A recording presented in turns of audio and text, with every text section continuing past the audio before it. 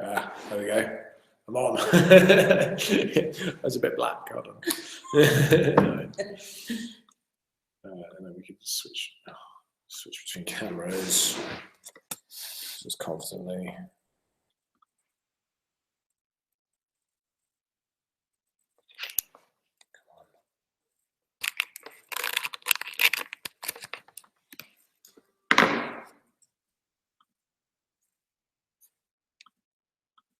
There we go. Right, switch to display, save that. Okay, cool.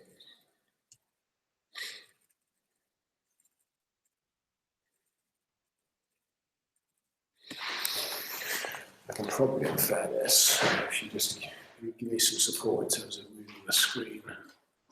Well, it'd be lovely if that can go slightly that way, so it's not on an angle. Probably. My OCD is not liking it.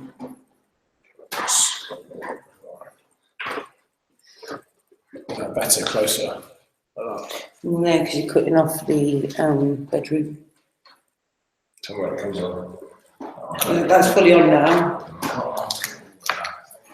That's fully on. What we need to do is probably be easy to prop that side of the screen up with something. Right, that's all right. So it's not. Oh, that's this. That's this. But I don't know whether you're going to be able to, because it was leaning on the table, wasn't it? No, it's because of the chair. I'm assuming that's Emma that's watching us.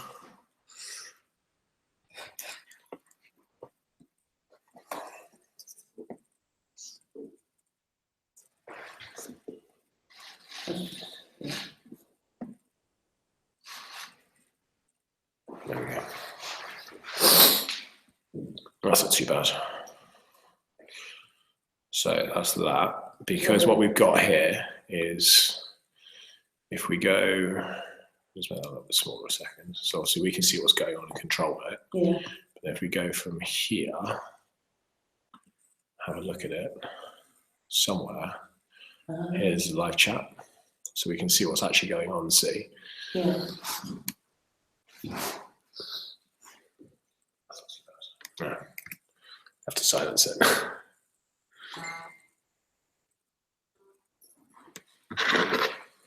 It is me watching. She should be able to still hear us.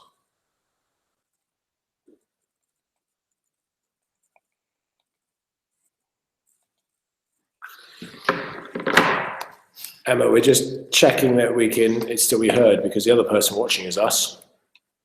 So 2 watching is 1 Emma and 1 us. Emma, if you can hear us, can you just put something into the chat, into the live chat, please? Can you just post something up into the live chat for us?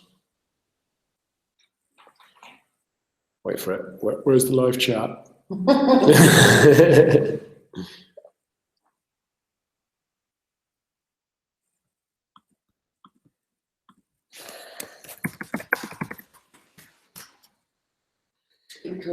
Speak to us, spirits. Of course, all this being recorded now, so we need to be very careful about what we say. Yeah, I know. With no swearing from this point forwards, please. Yes, Joel. Fuck. Okay, so that's it. So Emma, if you want to go ahead and share the links, and then we'll keep an eye out for viewers, and then we'll say hello and stuff like that to them. It's not as clear as I'd like it, to be honest. And that's the crude form of it, unfortunately. It would be nice if we could zoom in more. Yeah. We don't have enough space. It's because we're using a big screen. That's the problem. Can't really. Well, you can see broke only because it. Turn the light on. See if that makes a difference.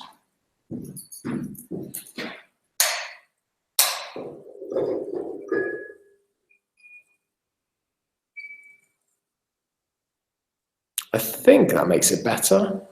Turn one of them off. To be fair, I think only one switch does both. No, the other one does the one outside. I don't think it makes. I don't think it makes any difference. I haven't seen a difference. It doesn't make any difference. It doesn't. No, it doesn't. No, it just lights up around it. Yeah, just take it off.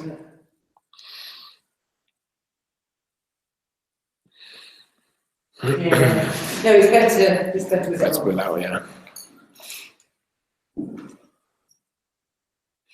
But to be honest, we're looking obviously for the execution room here. There's C wing. That one's C wing. There's the hall downstairs. And the lights are just going on and off now. It's 10 seconds delay. That's A wing. There's the execution room, a nice view on the right. There's the other execution room. They're coming in, and there's the condemned man cell. So, oh, 4 watchers. Good evening. So we're just chatting around. Prattling around is probably a better explanation, but yeah.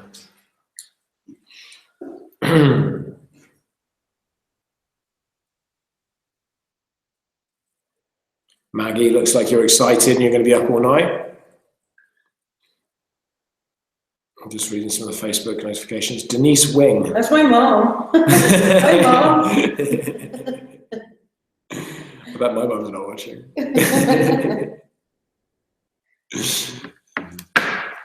It's better off, apparently, Emma says.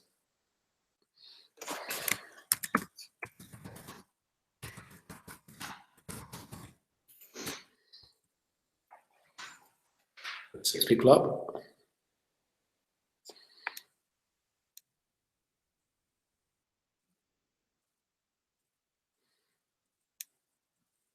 Seven is a few. I'm happy if we hit 10. Yeah. On 8. One's Emma. It's my mom. It's 10. Yeah. Yay!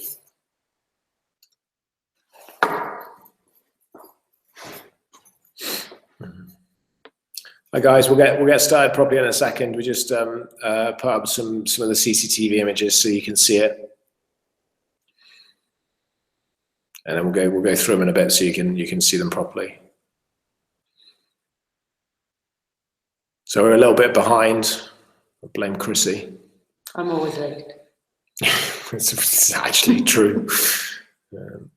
If you're joining us on YouTube or through Facebook or through the Google Hangout, welcome. I need to find my Google Hangout. There it is.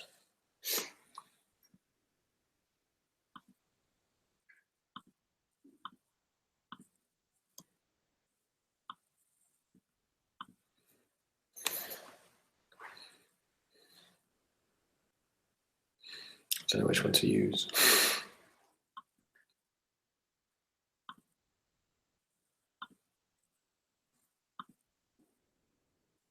What do you use with those? Okay. You can tell we've done this before. We're just pretending. It's the serious professionalism that we bring.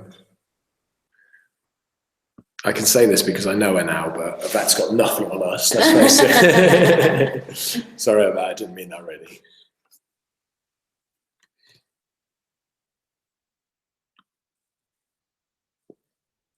Okay, I'm gonna switch cameras quickly, guys. So don't panic. I'm gonna switch cameras very quickly just so you can see. Oh no, I'm gonna turn it off. I'm gonna switch cameras very quickly so you can see our pretty faces. Kind of. Almost. I'll get a better torch. Where's the torch? It's over here. Where's Brenna's torch. Okay. There we go. Okay, hello guys. Hi guys. So I'm Joel. I'm Chrissy. Oh, we killed the feed. Oh, they're about 10 seconds behind. You're about 10 seconds behind us, so apologies. This confuses us because we're watching both. So yeah, I'm Joel. That's Chrissy. We basically run the prison here at Jailhouse Tours. It's my YouTube channel that you're watching through at the moment. Quick plug for the Unfinished Entrepreneur. That's me. So yeah, so we thought we'd do this basically. We're gonna stream this all night. We're first and foremost, we can't guarantee anything's going to happen whatsoever. We're not paranormal people as such. We don't ghost hunt every weekend. We have people that come in and ghost hunt here quite regularly. So from our perspective, we're not going out and I'm going to do Ouija boards and seances and all that kind of stuff. We're going to very much let the building kind of do the talking and do the work for us, really. In a second, we'll flip back onto the cameras and we'll let you have a look through those. We're going to basically spend the next hour to hour and a half. Christy and I are going to go for a wander around the building. Every time we walk in front of the camera, we'll wave at it so you know it's us. And we'll just point out. So we're going to go around the building. We're going to take a few bits of footage and stuff as we do that. And yeah, we're going to do that probably for the next hour, hour and a half, and then around 10 o'clock, we're gonna kill this feed, and we're going to start another one pretty much straight after, and we're going to leave that feed then on all night. That feed will be on just fixed on the cameras. The jail will be empty. We're going to leave. We're going to go away. We're going to leave the jail empty then all night and kind of see what happens, and then we'll be back in just before 6 o'clock in the morning. At which point we'll cut that feed, and we'll start another one a few seconds afterwards, and then we'll roll that all the way through to what would have been the execution time for George Riley. So if you're new or you haven't seen it or you don't quite know what's going on, this is it's 66 years since the execution of George Riley, or the anniversary of the execution of George Riley. He was a 21-year-old lad who was sentenced to death by hanging for the murder from an elderly lady that lived near him. We're not going to get into the who done it, who didn't do it, whether he should have, what happened. We're not getting into the legal aspect whatsoever. All we know is that it happened. He was prosecuted for the crime. He was held here and he was executed here. He was not supposed to be executed here. So I'm not going to the ins and outs, the rights and the wrongs and stuff like that. So we're not getting into that at all. So we're going to go and have a wander in a sec. What we do know about some of the history, Chris is going to let me do all this by the looks of things. What we do know about some of the history is that Can't get away. is the night before the execution. Something quite strange happened. Every single prisoner inside the jail, so you're talking about 350 odd prisoners, all basically joined together in a formal protest. When they were locked in the cells, they refused to go back into their cells originally. The normal time was sort of 6:30. They didn't get back into their cells till about 7:30, 8 o'clock. And then when they went back into their cells, they just banged on their cells all night long with their metal cups. They just literally kicked off on the doors all night, 350 prisoners protesting for George Riley to be set free. They weren't protesting his innocence or anything like that. They were just calling for him to be set free. Anybody that's been to the jail, that's been on one of our tours, that's listened to the tour guides banging on the doors, knows how loud it is with one person doing it. If you imagine 350 people doing it, it's absolutely deafening. So if you've not been here at the jail before, come and have a look at some point during the day, or come on a paranormal, or come on one of our overnight stays, and you'll get to experience firsthand kind of what this building feels like and what it does. And it does play tricks on you. If you watch the Most Haunted episodes or the Paranormal Lockdown episodes, or any of our live feeds we do at night, you will see the building plays tricks on you. The one thing I can promise you tonight is we've done nothing in terms of saying anything up whatsoever. Everything you see tonight will happen, and it is real. Nothing's been set up. So I'm going to flip onto the cameras quickly, and then we're going to talk you through basically which cameras are which, and then we can have a look at those. I'm blinded now by this watch. I can't see anything. Okay, we're just waiting for people to catch us up. I'm not sure how great it is having the two cameras. I know it's really off-putting. It's really off-putting.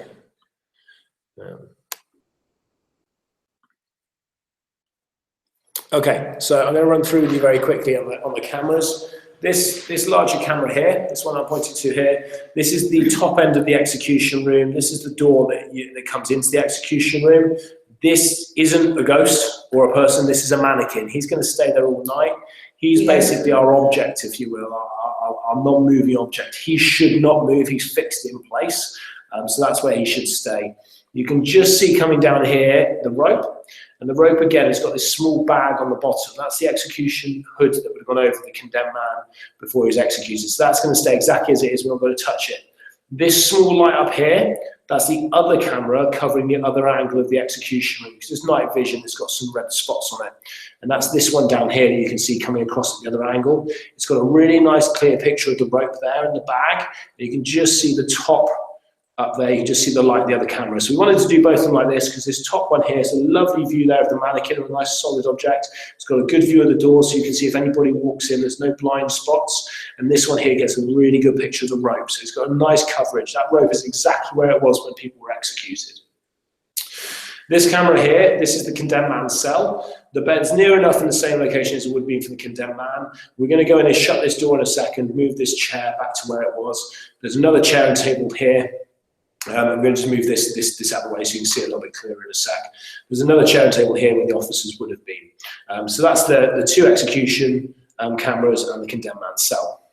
Up here, this one in the middle, this is downstairs in D wing, downstairs in B wing, just outside the C wing. Outside the C wing cells. We just wanted one in the corridor because again you can see people coming in and out of C wing really nicely from A wing. We thought we'd put that one in because you'll see us moving around if you're wondering. This one down the bottom, this is A wing on the 2s, right next to healthcare. I'm going to tweak it ever so slightly so it just comes away from the wall ever so slightly. Again, this was just really to kind of capture anything that seems to sort of move around or anything on A wing is there. And again, we'll always kind of point out as us, we'll always point to ourselves, give a little wave as we go past the camera so it's us. This final one here, which for me I think is probably one of the more interesting ones. This is the C wing camera. This is picking up the 2s on C wing. Now, right down at the far end, it's a little bit tricky to see because obviously it's dark down there. That's the cell that is recorded as the most haunted cell in the prison, cell 203 on C wing. That is the cell that the lady in grey comes out of during the night. She walks along the corridor. She would walk along this landing. She'd walk straight past these cells and straight through the door, which is just to the right, basically, of where this camera is. So any activity on C wing whatsoever, any recorded activity should be caught quite nicely by this camera because that's where the lady in grey would walk. And just down here at the very bottom here, just in front of that map, that's where the little boy is seen. The boy of about 6 or 7, who's the Georgian prisoner. So those are all strategically placed, hopefully, to capture activity from what we've seen. If you want to, I'm going to have a quick look. If you wanted to jump on and say anything, give us a message. You can give us positive messages, you can give us abuses if you like. If you want to give us abuse, that's absolutely fine. We'll probably tell you get stuffed. But if you want to jump on and say anything, if you want us to go check out any specific areas in the prison whatsoever, if you want us to go check out any cells, if you want us to go and ask any questions, we're more than happy to do it. We'll take our phones with us. We'll record everything that we sort of pick up outside of this room. And then we'll post that up onto Facebook as we go. We can't, unfortunately, do too many live videos on Facebook because the signal's just not very good. So there's about 30 of you now watching, which is nice. We've waffled on quite a bit. So if anybody wants to say anything. You have.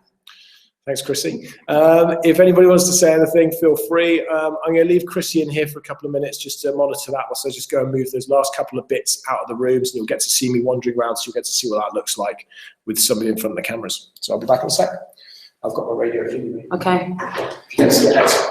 Yeah, the torch.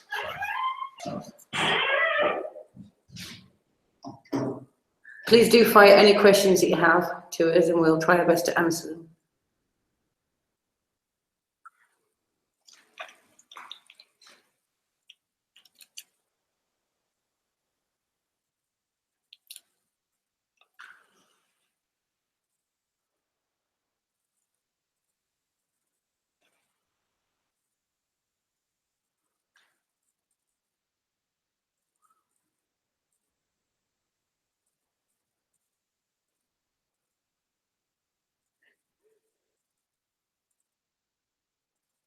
As you can see, Joe's just gone into the condemned man's cell.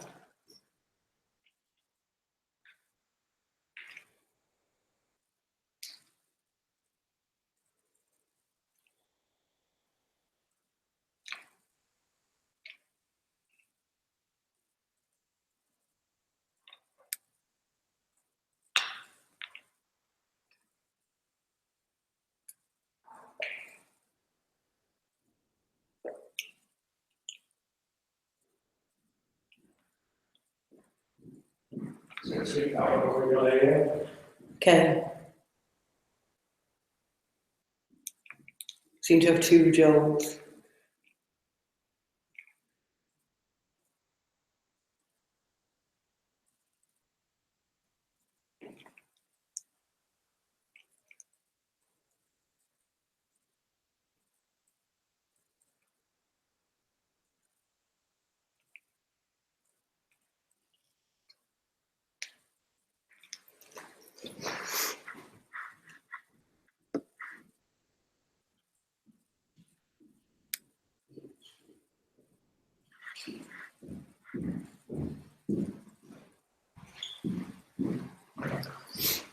It did freeze for a second, so there's two of you.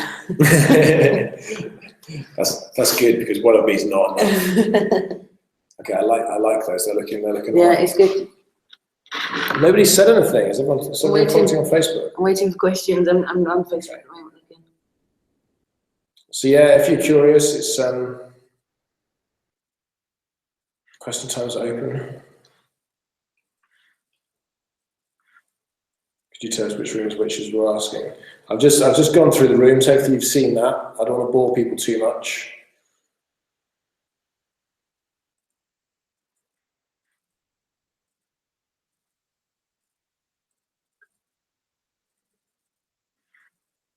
If anyone wants to tag in the Lad Bible, feel free. The bugger's never turned up for prison escape. And we will never forget that. Yeah, they're on our shit list. If they ever come to prison, they're not getting out. So we're just getting a few things pinging back through. Lots of tagging going on. It's good.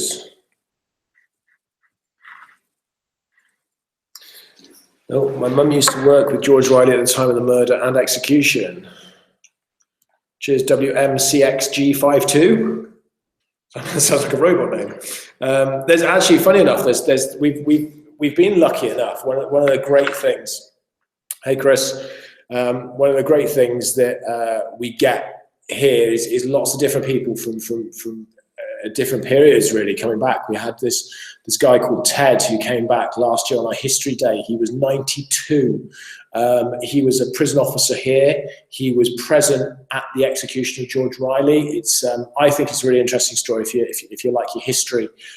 Back in the early 50s, there was an execution done at another prison. And it went wrong. The trapdoor didn't open properly, and it was actually quite a botched execution in the end. And from that point forwards, the Home Office made a ruling that every execution that took part in a prison had to have a chippy, a trained carpenter in the room during the execution for any such problems. And it just so happened that Ted, who worked here as an officer, was also a trained chippy, so he was taken into the room to be that person. On the execution of George Riley, he was telling me about it whilst he was here. He was a fascinating man that lived a really interesting life. He lived a lot of years as a prison officer, and a very much old school prison officer. Don't forget, he was in his 90s when we saw him. He was telling us all about that. He also told us about 10 years later, in the 70s, when they laid the foundations for the new visits block, which currently stands, when they dug up the unmarked graves, they dug up the bodies, and they found George Riley. He was one of the first there as well. So a fascinating man for history. Interestingly enough, he did tell us that there weren't 10 bodies dug up, which is what we're led to believe by the Home Office and by the MOJ, that 10 bodies were dug up that day. He actually says that there were 12 bodies dug up, but we've not been able to get any further on that. So nice little interesting fact. Can I come and spend the night in the cell? Ben, absolutely. You're more than welcome. We do overnight stays. I think we've got 4 or 5 of them running this year. Just keep connected to us on Facebook. Go to Jailhouse Tours and sign up to our mailing list, or to our event company that run a lot of them. And we can, yeah, absolutely, you can come and stay. You can stay overnight, turn up at 7 o'clock.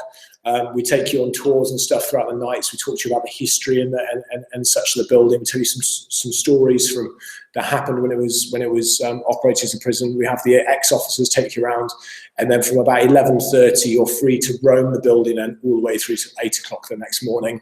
You can sleep in the cell if you prefer. You can wander around and go somewhere. It's entirely up to you. So yeah, please, Ben, do come and see us. Sweet, good, Ben. I do. Yeah, we saw that. Kerry Lee. I'm going to call you Wardy because that's easier.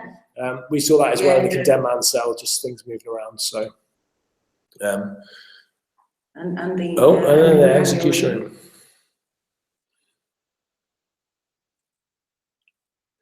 So a few bits, just in case you can see. I know it's not as clear as we would like, and I'm afraid it's very difficult. Bearing in mind we're in a 250-year-old building that was left condemned for the best part of 2.5 years before we took over. So we're trying to get the feed as best we can, but the cameras are running. The time on the cameras is an hour behind because we've just not reset them from when the time changed, but they're running real time.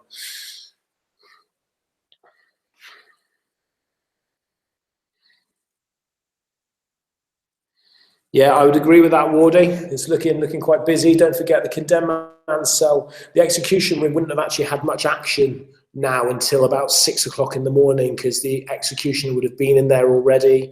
He'd have hung the rope ready for the execution. He'd have the sandbags hanging off it at the moment, and it would be left like that overnight until about 6 in the morning for the rope to stretch out, to take the tension out of the rope. So all the activity would kind of be happening on A wing, C wing, and in the condemned man cell. Because that's where Riley would have been the night before, and that's where all the prisoners would have obviously been on the wings as well. Yeah, thanks for that, Kerry. I'm still going to call you Wardy.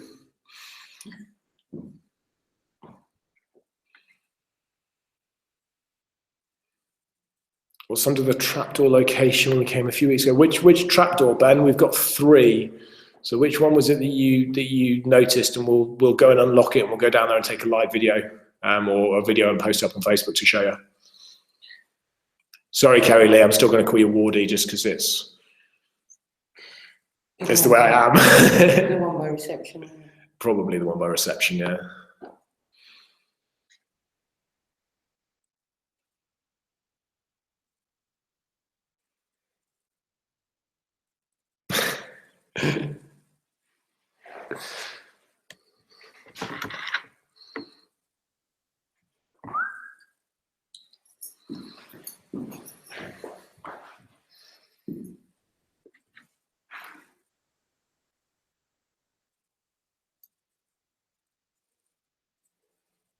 Oh, it's hard to tell sometimes whether it's orbs or what's what. There was definitely something on the A wing.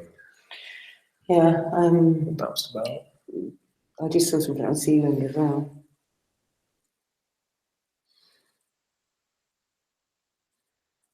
This is Chrissy's unofficial audition to join the Most Wanted team. It's pronounced. Yeah, it's fine. And the main big room is brought over. Do you mean the execution room, Ben? If you're talking about the execution room, so I'll point to it now, Ben. So these boards here, that's where the trapdoor used to be. The trapdoor used to be here in the middle. It got taken out in the 70s.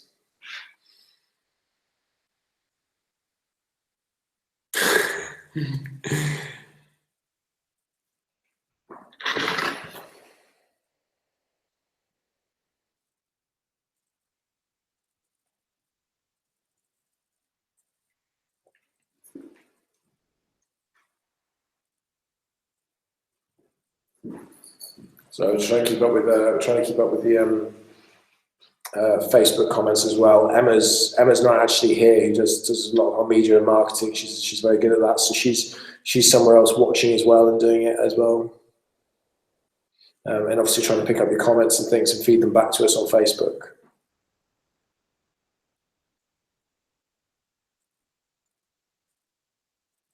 Helen, if you're watching, we can see it. Helen, there's a few people commenting on the actual YouTube feed, which you can comment on as well. We'll probably see that a bit quicker. And that's what we were just talking about, was the orbs and the condemned man cell.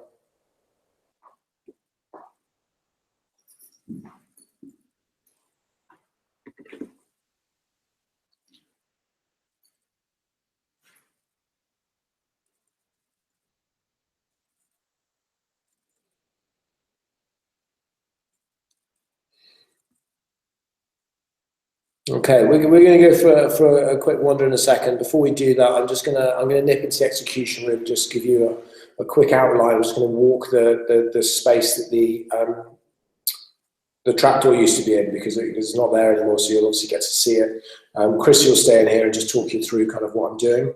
And then if anybody wants to comment on an area or a space they would like us to go check out, then we'll go do that. We'll probably spend about 10 minutes or so in another area of the prison. We'll film that on our phones. We can obviously post that online, and we'll obviously leave the feed running whilst we're doing that.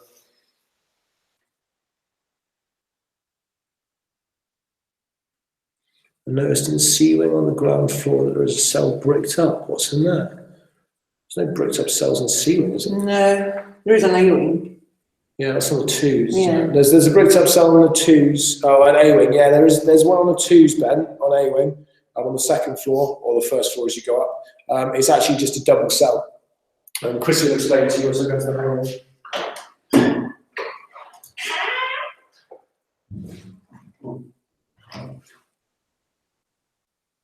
Yeah, there is the double cell that's on the twos is actually where palliative care is, and it's actually it's just a large cell. So one of the doors is actually booked up, so that it's just one entrance into it.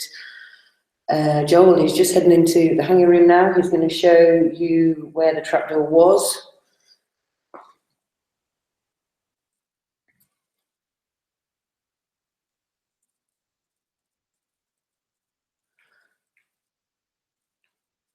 And again, guys, if there's anywhere that you want us to go and do a video of and post it back to you guys, just let us know and we will go and do that. We're going to go and have a wander now anyway.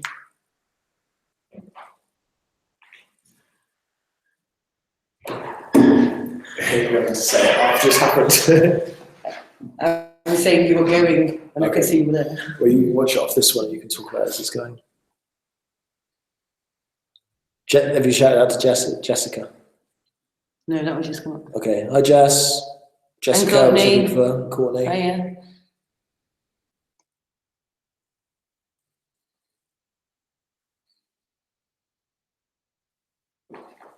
It is an empty room, Ben. It was used as an office. It was used, funny enough, as a security office in more recent years when they used to do all the investigations when prisoners or officers made complaints.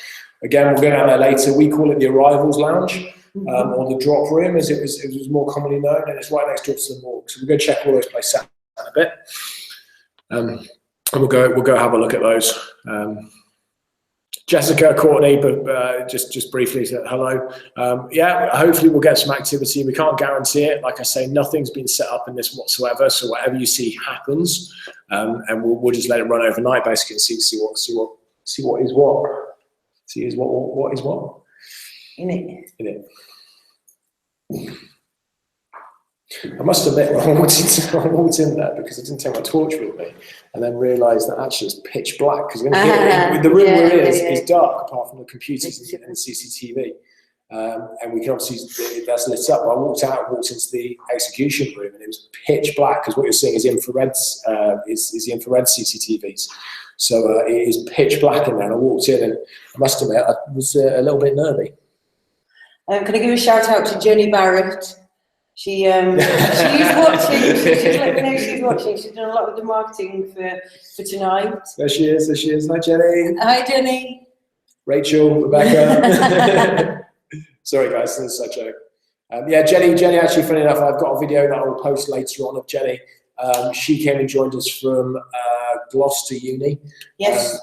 As a marketing student for a week on work experience, and the project we gave her was to put this together basically. So all the marketing you see going out at the moment, all the marketing leading into it, the support with getting the cameras set up and the live feeds was done by a university student. Hence the reason it's a little bit higgledy-piggledy. Sorry, Jenny. So thank you to Jenny for doing that. And I think she's gonna be watching for a little while. She wasn't quite brave enough to come and do this with us. We did offer, but she wasn't quite brave enough to come do it, unfortunately. So maybe next time. Okay, there's some comments on Facebook saying that people have no idea how to comment and to ask questions. We are checking the Facebook feed, but if you can go to the YouTube link, the YouTube channel link, and you can ask us questions on there. Yeah, do it, Jessica. Do it. It's great. Come on. You'll come on to one of the tours with Keith or Graham. They're both fantastic. They're great tour guides. They were prison officers for 36 and 37 years, respectively. Lots of knowledge, some really good jokes and stuff as well as they go through. So. Okay, Tim Barrett, who apparently can't make any comments at all. Are you actually on the right page? Wardy, I'm not. Wardy, I missed that. Sorry, we were looking at the Facebook feed. There's nobody on Sealing. I can promise you right now. The only people in the prison is me and Chrissy. She stood next to me. We're both in the main room with the cameras, which hasn't got a camera in. Should have put a camera in here, shouldn't we? Yeah, we should. We're so prepared. I know. Oh, there was definitely somebody there who can demo and start moving around.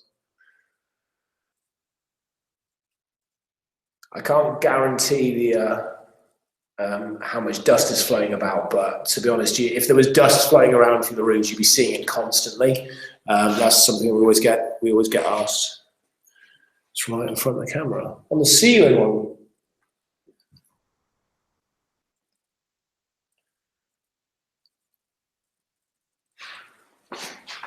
I'll keep an eye on that, Woody.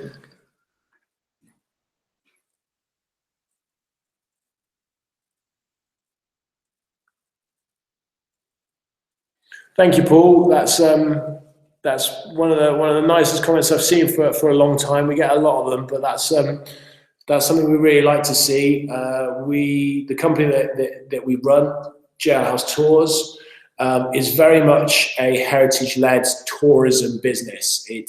It's not a charity, so we're not supported by Historic England. We're not supported by the National Lottery, the Prince's Trust, or any kind of governing body whatsoever like that. We don't get any funding from anyone, so we have to basically make the business work ourselves to keep it open and keep it running. But the reason we basically started this was because we wanted to show look at the execution room going. We wanted to show the history and the heritage of the building and share it with people. And that was really something really important for us. And I must say the owners actually are very supportive of that. Trevor Osborne, who owns the building, is a lovely man. That's very supportive of us being here and sort of sharing the history and the heritage whilst we can.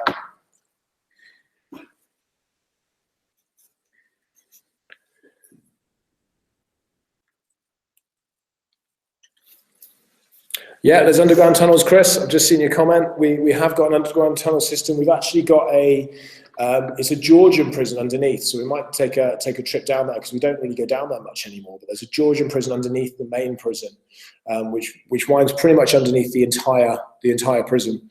There's a good couple of big sections in there. It's still got the old Georgian prison cells down there as well, the tops of them. Some of it's been filled in, but it's definitely, you can still see sort of 250-year-old prison cells down there, which is really interesting, really exciting kind of areas to be able to go and explore.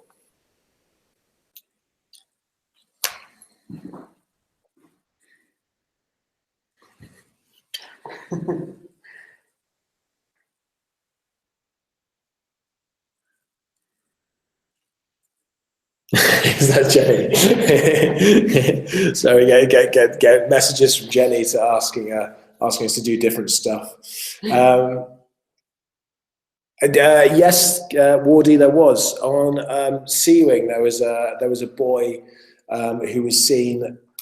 I don't want to talk too much, so I don't want to bore people, but basically the story goes that there was a prison officer who was on Sea Wing. If you don't know, at night time, there's only 5 people in the prison anyway. Five officers, sorry, not 5 people. There was 5 officers in the prison. There was one on Sea Wing, just one officer by himself, and he was locked onto the wing, and he only had one key, and that was the key for the cell, so he couldn't get off the wing. He was doing his patrols on the ones, just checking the cells, just standard sort of checks through the evening. He got right to the very far end, which I'll point to now, which was right down this end here by the servery. Did his final checks on cells 2 and cells 1, turned around and came back, and he just saw a small boy just here, basically, stood right next to the stairs. And it freaked him out so badly that he turned around and he turned around and said that he would never work on the prison again. Turned around to the governor and basically said, "I don't care what job you give me, Gov. Don't care what it is, boss. I'll do anything. But I'm not working on that wing by myself." And he refused point blank to work on that. It was a bit confusing at first, I think, for a lot of people as to why, because we knew there was a Victorian prison. Obviously, it was a Victorian prison, so Victorian prisoners, Victorian ladies, if they came to prison with young children, then the children would have come with them. We're talking about babies up to kind of a couple of years, and then they'd been taken off them. So this delves back into the Georgian times when we would have had Georgian prisoners below it. I'll comment on that in a sec, Kev. So there was a Georgian prison below, and that's where we believe that the small boy came from, who would have been imprisoned in the Georgian times, so a good 200 odd years ago, and that's where he's from, basically, as we believe it. So yeah, that was.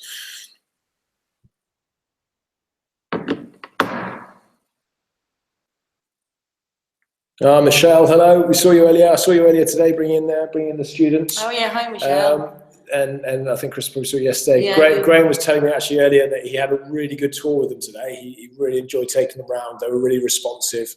I hope Michelle doesn't mind me saying, but the students that she brought around today were students that I think either been excluded from school or struggle a little bit more with school. So we really love students coming around like that, because they get to see the insight of what happens basically if you go down that life of crime, of what the end result can be.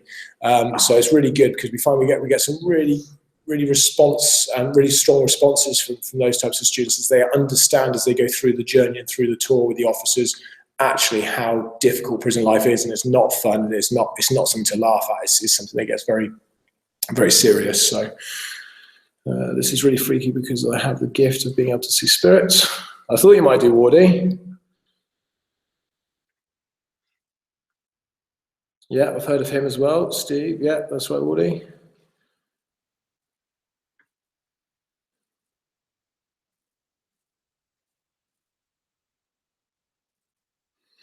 It's difficult, Chris. I'm just going to answer this very quickly.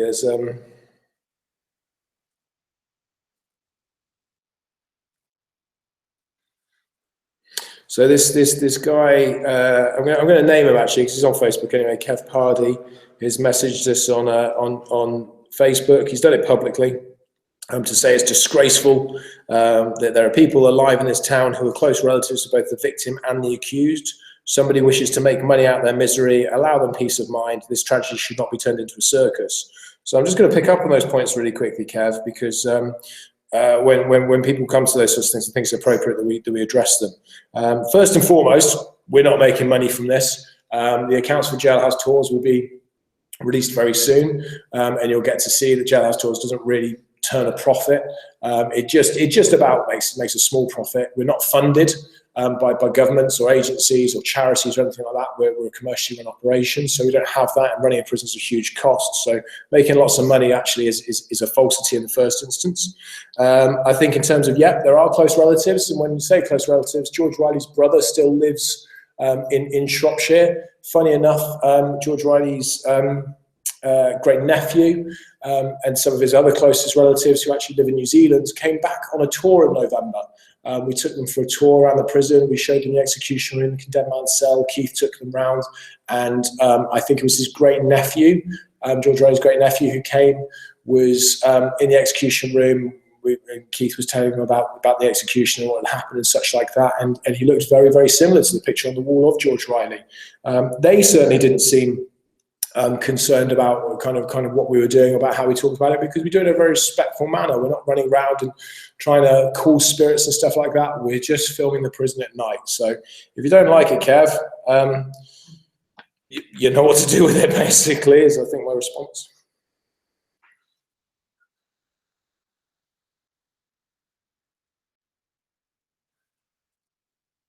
I want to say hi to Maggie, my cousin from the US, who's actually watching. So we have some US viewers.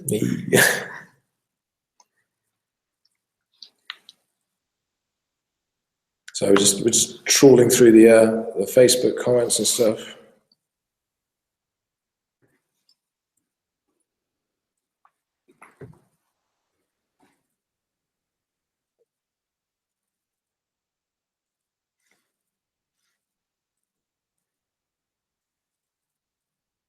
There's some great history in here, guys, on Facebook. I'm absolutely loving you guys all sort of chatting about knowing different people in the town and how everything's connected. And I come from a small village myself of a population of only sort of 300-400 people. So everyone's, well, I'm in Somerset, so everyone's related to everyone.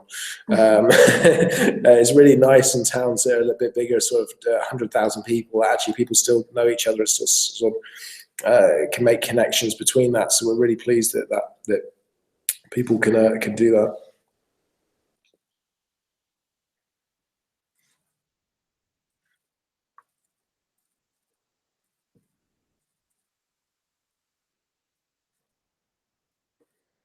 Helen, I'm glad you've been before with Spectacular.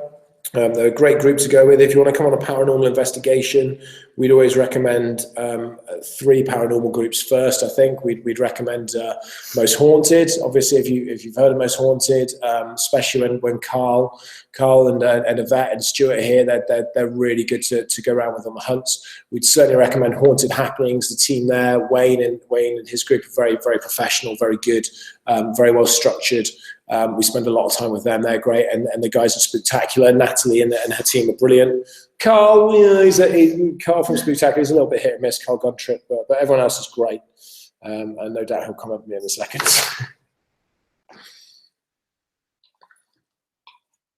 I'd agree, Chris. Yeah, the history is perfect for the younger generation. That's exactly what we want them to kind of pick up on. We do loads and loads of school tours, and we hope to do a lot more school tours over the next year, basically, whilst we're here. But yeah, we really enjoy taking the kids around and letting them see what the inside of a prison's like. There's nowhere else in the country you can really do this.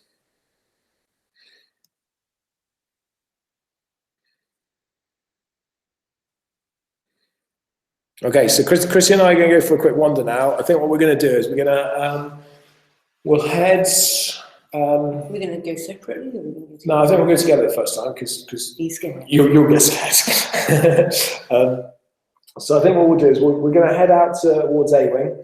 We're going to pop out just in this camera here, basically. We'll get a little wave, and I think what we'll do is we'll just probably disappear up through there. We'll go up onto the floors above, 3s and the 4s, and then we'll come back down. We'll come past that camera, so you'll see us come back this way, probably in about 10 minutes or so. We'll video different aspects of it and different bits, and then obviously we'll post the videos online afterwards. So keep commenting, guys, and then when we get back, we'll answer any questions you've got. We will talk more about the history and bits. And if you want to hear me talk more, then I probably can. Okay, we'll see you in a little while. I've got my torch.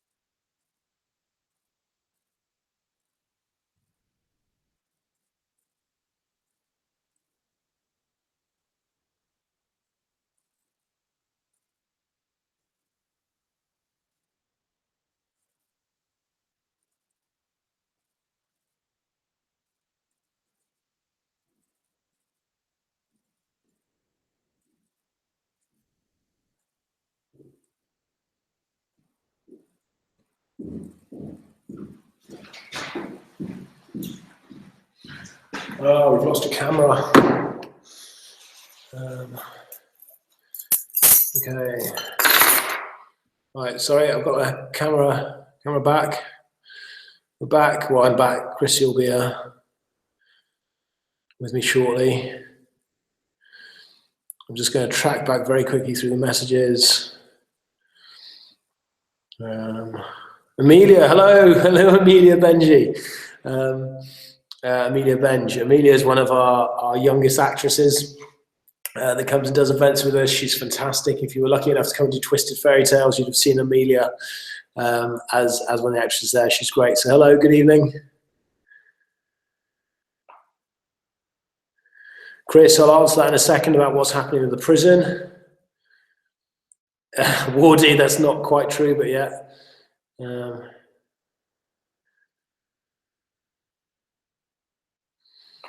Yeah, sorry, Wardy, no volume to the cameras. Oh, Chris is coming back up, so Chris is just coming along the corridor, so you might just catch her on C-Wing. We'll have a look at the camera.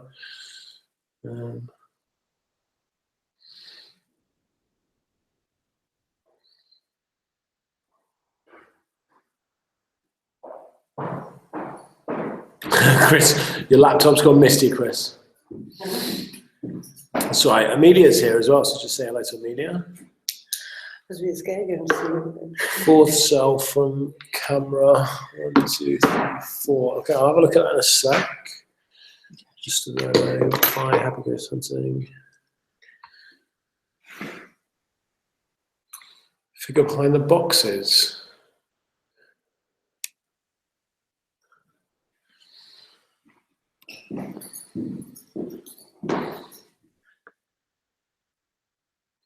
No one's in there with us, Chris. It's just us.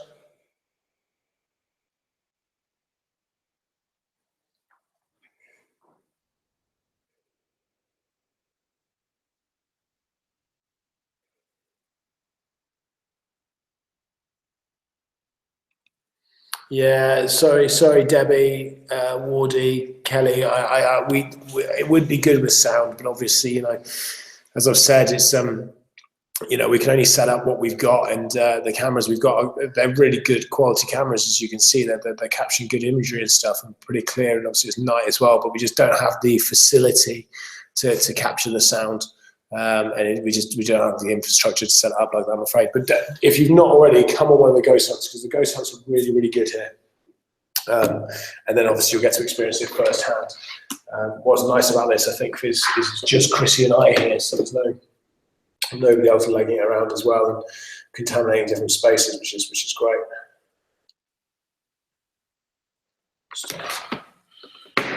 Quickly, let's have a quick look at C-Wing then. So we're hearing lots of people saying that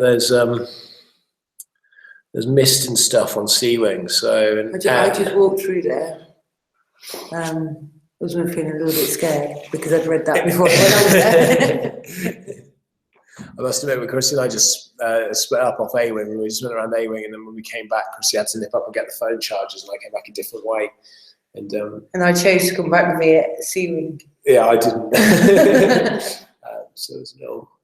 It plays on your mind a little bit. You know, you never know. It's just something that kind of plays on your mind a little bit.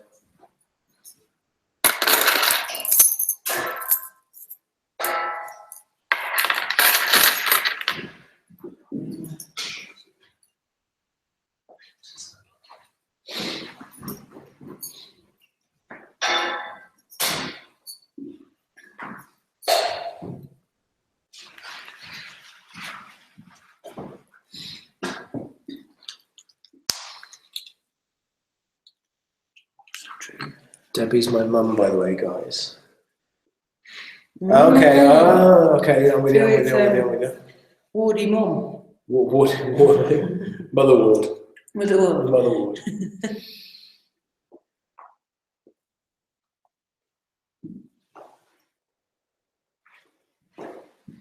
Let's have a slightly closer look at C-Wing camera.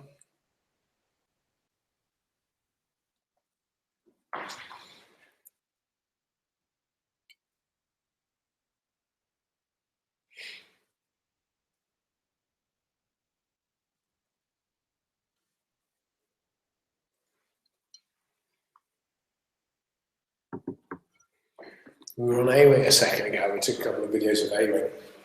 I went into one of the cells where I'd experienced something when I first got here, when I first took over for it was the public.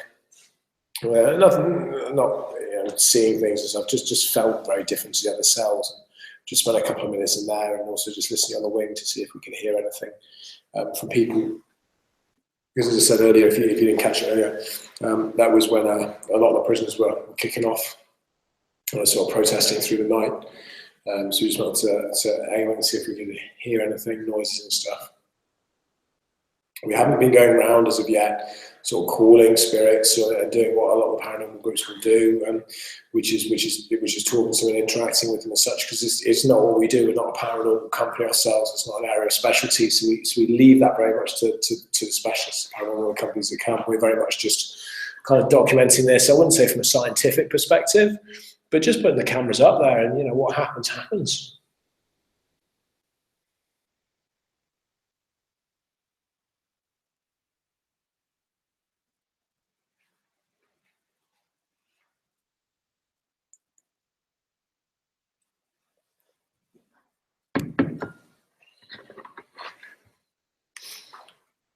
I'll have a quick look on Facebook and see what's been going on there.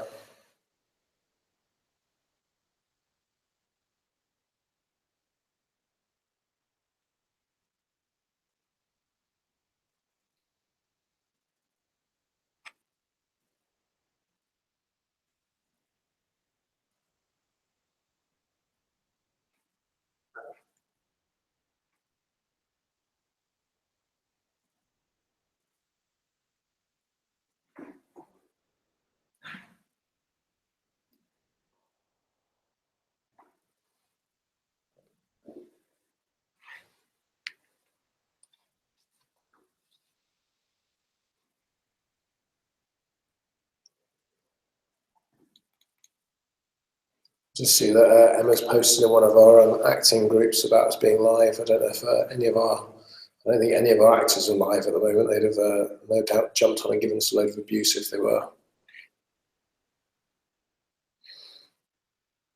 For those of you who didn't know, we also, the prison doubles up as well as history and heritage tours, which is the prime thing we do here and the main reason we took it over.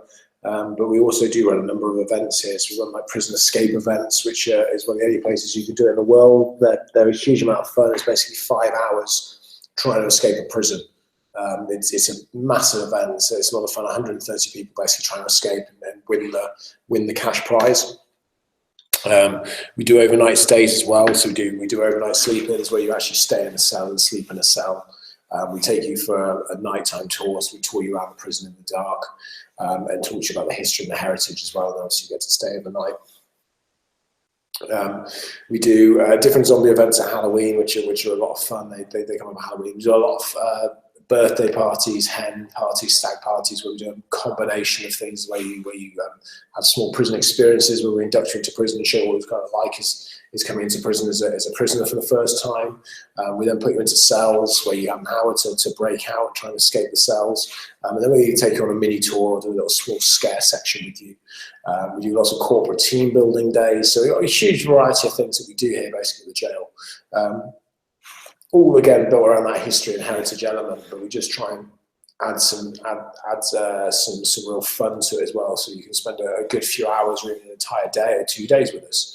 And like I say, you can stay overnight, which is pretty special. We've also got something very new. Mother Wardy, I like that. Yeah. You should come do it. You should come do a Wardy. Come do the overnight events and stuff like that. Like I say, they're a lot of fun. They're a great experience. We've got something brand new coming up soon, which we haven't really announced. We just signed the contracts this week, but we're bringing a new style of event to Shropshire, to Shrewsbury, I don't know where you're from. Which we're not going to announce just tonight, but it's going to be really good, and people are going to really enjoy it and give you the ability to kind of run around the prison a little bit more and do a really cool event in a great setting. We've got some live music. I was going to say, Chris is going to tell you all about music behind bars. We have some very exciting live music events that we're kicking off with on the 17th of March. We have a headlining band, Scarburst. April Fruits, yes. With some support bands, and we're going to be running lots of music behind bars nights throughout the year.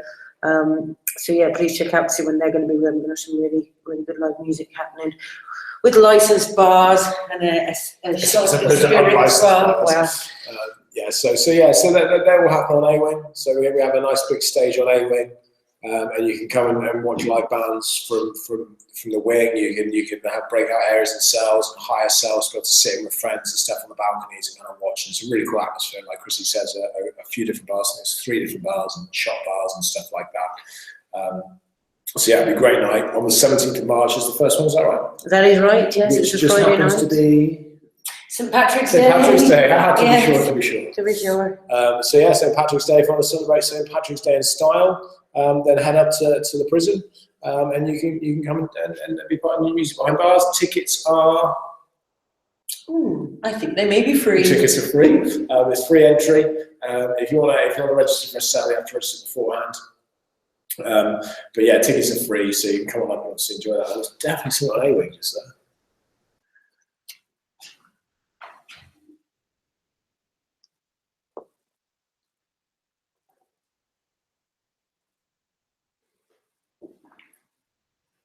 So let's see what's happening. Somebody asked me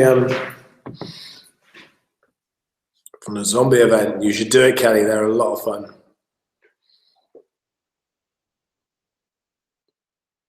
Oh, Lucy, yeah. Oh, sorry. I caught the end part of the conversation at the beginning. Lucy visited a couple of months ago. What was all the red stuff in the gym showers? It almost looks like blood.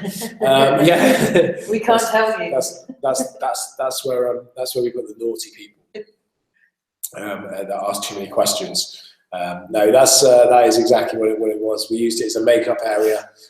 Because, like I say, we did different events here. We do zombie events and such like that. We're very respectful and very mindful of the listed buildings because a lot of the prison's listed. It's obviously a big heritage asset. One of the great things that Jailhouse Tours does, and the company that owns Jailhouse Tours does, is really take care and look after buildings of this nature. And we maintain them, we manage them, and we're very good at that in a heritage listing perspective. So the showers was an area that we used that isn't listed. It's an area that's completely sealed in, it's quite modern. So we use that for all of our makeups, and we have to do blood makeup and stuff like that. We do it in the showers because the last thing we want is to get stains and stuff all over the walls and things like that and damage the listed parts of the building. So that's what that was. But we haven't cleaned it because it stains and because we use it every few weeks. We refresh it, so that's why it looks like basically a slaughterhouse. So it's a combination of a slaughterhouse stroke Texas Chainsaw Massacre, but it's a great area to use in a prison.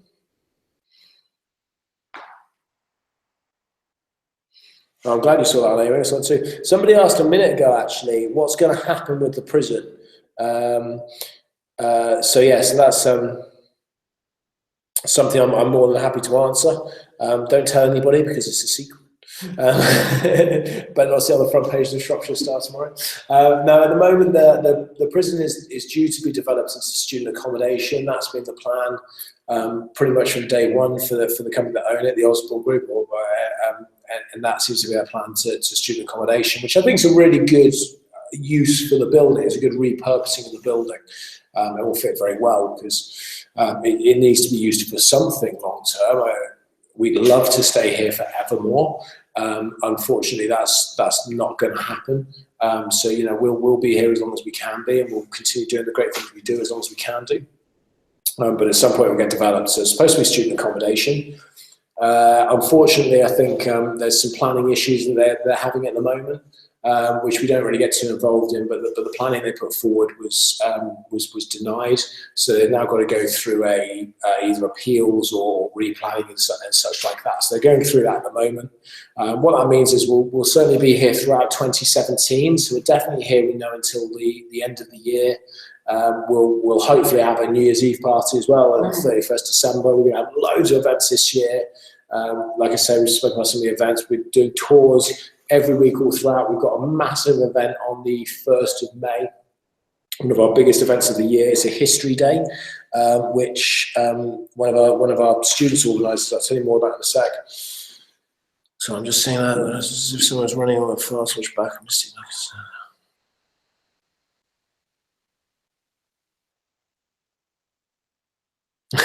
can. So just reading some of that, students being shit scared.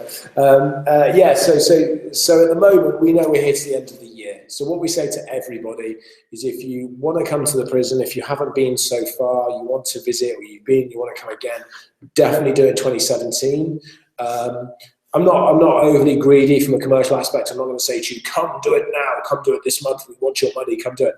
It's not a case of that. If you want to come and visit us, I would strongly suggest you come and do it from kind of March onwards. It's a little bit warmer, it's a bit more comfortable. We get back more into our kind of spring and summer groove, where we're open a little bit longer for the hours, and days are a little bit longer. Like I said, it's warmer, so it's more comfortable. We're also at the moment working on a few different things. We're opening new areas. We've got a couple of rooms opening for museums, one of which is going to be kind of like a prison history museum. The other one is going to be a current usage museum, if you will. So we've been collecting lots of artifacts and lots of different memorabilia from the film companies that have been here, from the things that have happened since we took over. So we have two different museum sections. One very much prison-based, one very much what we've been doing since we've been here. We've got a strong couple of interpretation spaces where you can go and do things that prisons would have been doing, like in workshops and stuff like that. We're hoping to open a small cafe at some point as well soon. We've got a small little cinema space opening where we've got, if you come on a self-guided tour, where you can watch like a 10-minute video, basically. We see the officers talking about some of the things that used to happen as like a very slimmed down main tour, if you will. But we'd always recommend the guided tours. They run six tours a week during the winter, and then we do eight a week during the holiday times. And we've got something very exciting. How about doing a live stream on the 17th of March, Schwab Rocks? Yeah, we could do, I guess. We could probably do some live streaming, maybe. We'll probably be taking a lot of selfies. That's so my think about sister. that. I know it's your sister.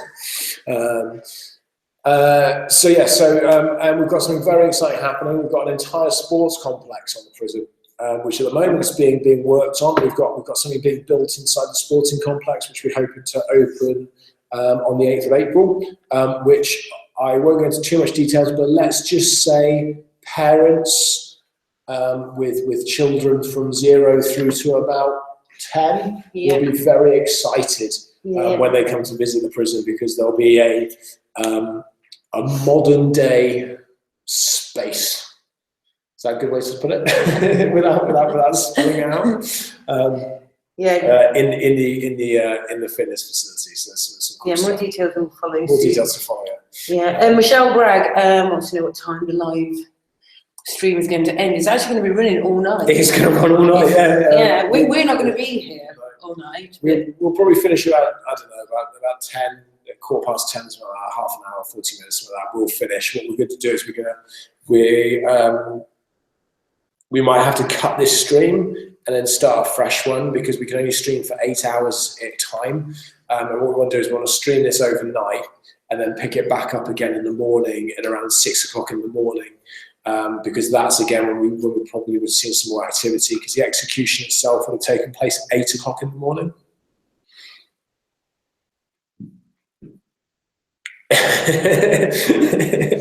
Sorry, I'm laughing because somebody's just posted from Christina Wing. And I don't know how. It says, hold on, oh, that must be Tim. That'd be your husband on your account. And my dog is watching. So sorry, back to what I was saying. So yeah, the live stream. So we'll leave the live stream running overnight. So you can watch it overnight if you want to. Just watch it all night. We won't be here, so you'll have to watch it in silence, I'm afraid. And then at 6 o'clock in the morning, we're going to pick it back up. Chrissy and I will be here. I will. She might not make it. Well, maybe Tim pass. We're going to be here, and we're going to basically go through what happened at that point, because at 8 o'clock the execution would have taken place. So from 6 o'clock in the morning, it had been quite busy. There had been a lot happening. The execution had been up, and making sure everything was ready, taking the sandbags off the road, prepping all of that. The condemned man has been getting prepped. The governors would have been here. The sheriff of the county would have been turning up. It would be very busy. There would be a lot of people outside the front. So we thought we'd just run that, and then we'll probably finish around 8:30, 9 o'clock in the morning, because tomorrow we open at 10 o'clock like we do every day. We're open 10 till 5 every day for tours and self-guided tours. So we'll be opening again around 10 o'clock, so we'll start about 8:30, 9 o'clock. So that's what we're going to do. Obviously, when we put the live feed on overnight, we'll set it up and we'll leave it to run. I'm afraid if cameras go off, there's not a huge amount we can do about it. But as I said, this isn't really a paranormal investigation by us as such, which is why we're not going to stay all night. It's more of a put the cameras on and kind of see what happens.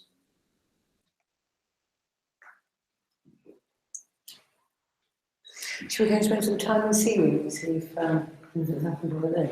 Yeah, we're going to spend some time in Seaweed. See if my phone's got some battery. Sarah Davies, has anything happened so far? When you doing a haunted tour again of a night time?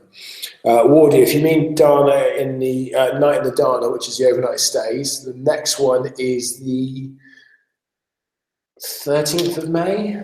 I think it's the 13th of May. Tickets haven't been released yet, but they'll be released shortly. They'll be released next month. So yeah, those tickets will be coming out next month. If you're talking about the nighttime tours that we do, which is like evening tours, then we have got a Dana in the Dark, which is those tours we do. We've got the last one ever running on the 8th of March. It's the very last one we're ever going to do.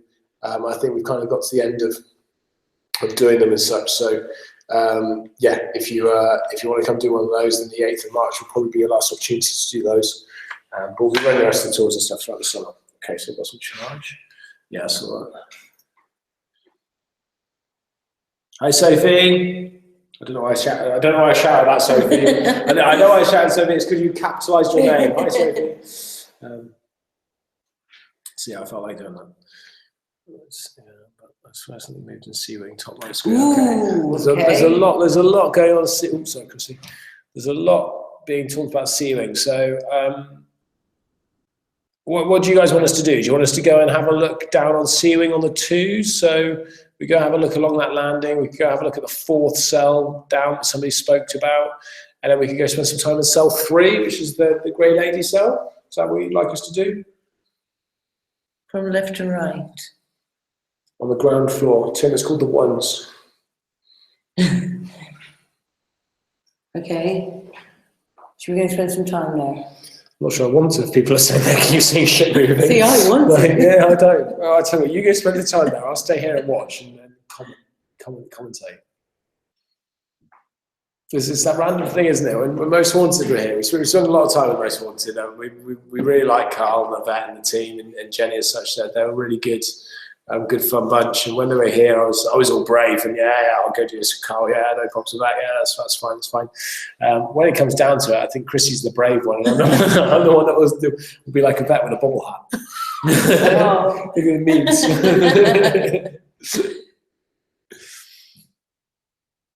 I'm quite happy to go walk along and see. Yeah, I'll come with you. I'm just hoping Lauren's watching from her 70s estate. Yeah. Someone hang themselves on cell 13. Look, we've been told we have to go to Seawing. What was the latest I could arrive on the 8th? What's happening on the 8th? The 8th of March. 8th of March. Yeah, well, I'm not sure that's a specific day, Ben, you'd have to remind me, but it's we do last entry an hour before we close, so 4 o'clock. Debbie, are you Debbie Ward? Did you work here, Debbie?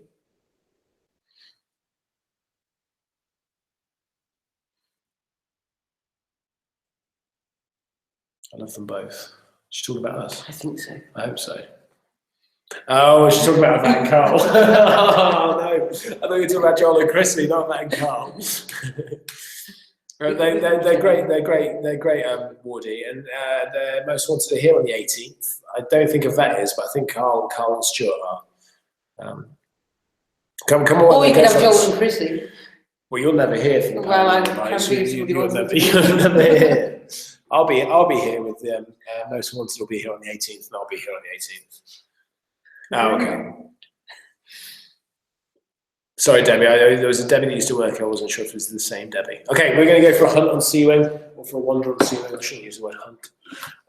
And yeah, we'll see you in a second.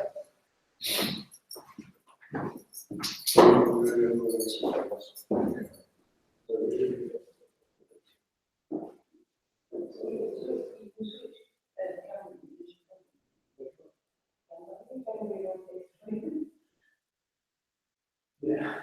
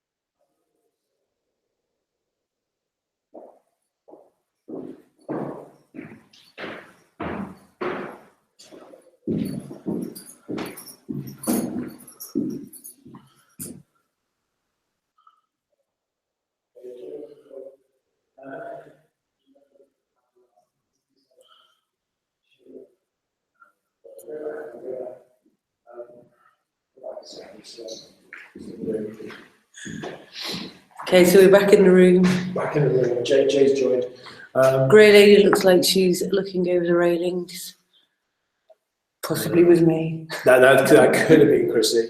I'm gonna just put that profile. I'm gonna leave my live feed on my Facebook. So if you're on my Facebook, you'll be able to pick up my live feed as well. I'm gonna just see if I can flip it so you can see the cameras with that as well. I don't know how I'm going to get it to hold my cameras though. Let's see if I can. I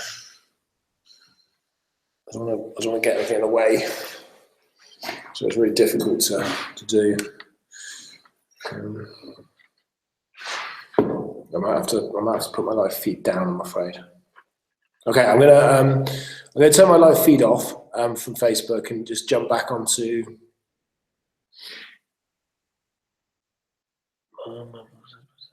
Mr. King. Congratulations! Apparently, this is my most commented on live video yet. Hey Jade, how's it going?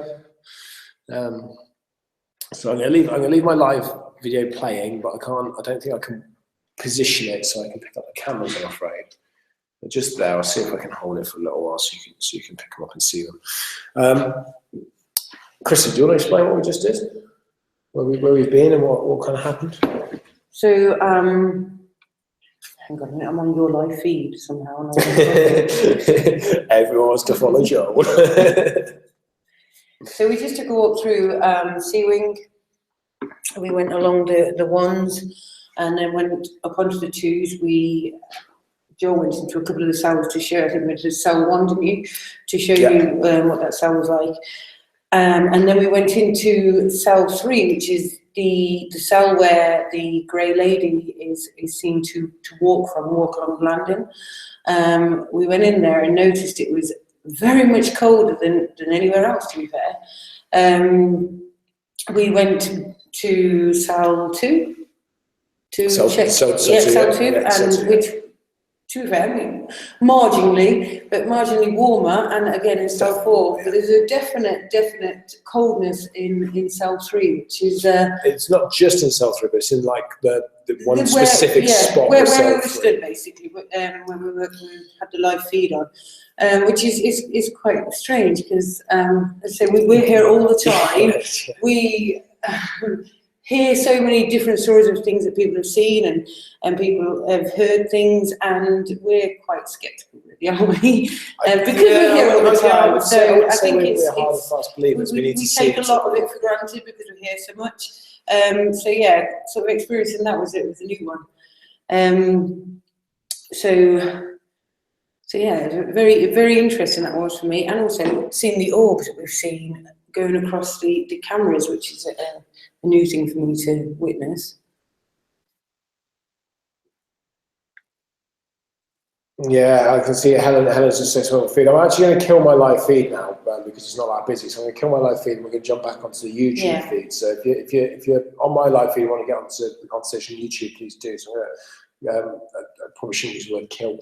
I'm going to stop that now, and I'm going to move on to the onto the YouTube feed. We'll probably do that for another 15-20 minutes or so, and then we'll probably call it a night. Just we'll be back in at 6. So I'll just change that now. As I said, I just changed it, and loads of people have jumped on it. So I'll just post that. So yeah, like Chrissy said, that was really bizarre because we took a quick wander through Seawing. You could see, you wouldn't have been able to see us. We basically came down the stairs, which are just here. Whoa, did you see that? Mm. So we came down the stairs that are just here. We came down the stairs and we wandered through here. I popped into one of the cells to show you quickly what the cell looks like. Then we popped up these far stairs and came in. I dipped into that first cell there, number 1, which is at the far end. 201 is what we referred to. I was very quickly showing people that we've got something we call the Notorious Serial Killers tour up on the 2. So all along here on these cells, we've got different boards, information boards, which have stuff on about notorious serial killers in British history. None of which were incarcerated here. There's stuff in there about there's Fred and Rosemary West, there's Jack the Ripper, all the way through to Ruth Ellis and loads in between, Harold Shipman and stuff.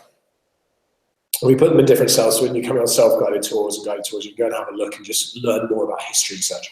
But anyway, so I went into cell 1, Chrissy disappeared into cell 3. I went in to join her, and I instantly could feel it was cold. I could just feel it on my hands. It was just like, whoa, okay, this is cold, this is chilly. Which isn't unusual in the prison. It gets to about -3, -4 here in the winter, and in the depths of winter, so it gets really cold. So we thought, well, what we'll do is we'll compare. We'll go next door into cell 2, which we did. Walked into cell 2, and it was definitely warmer. Definitely warmer.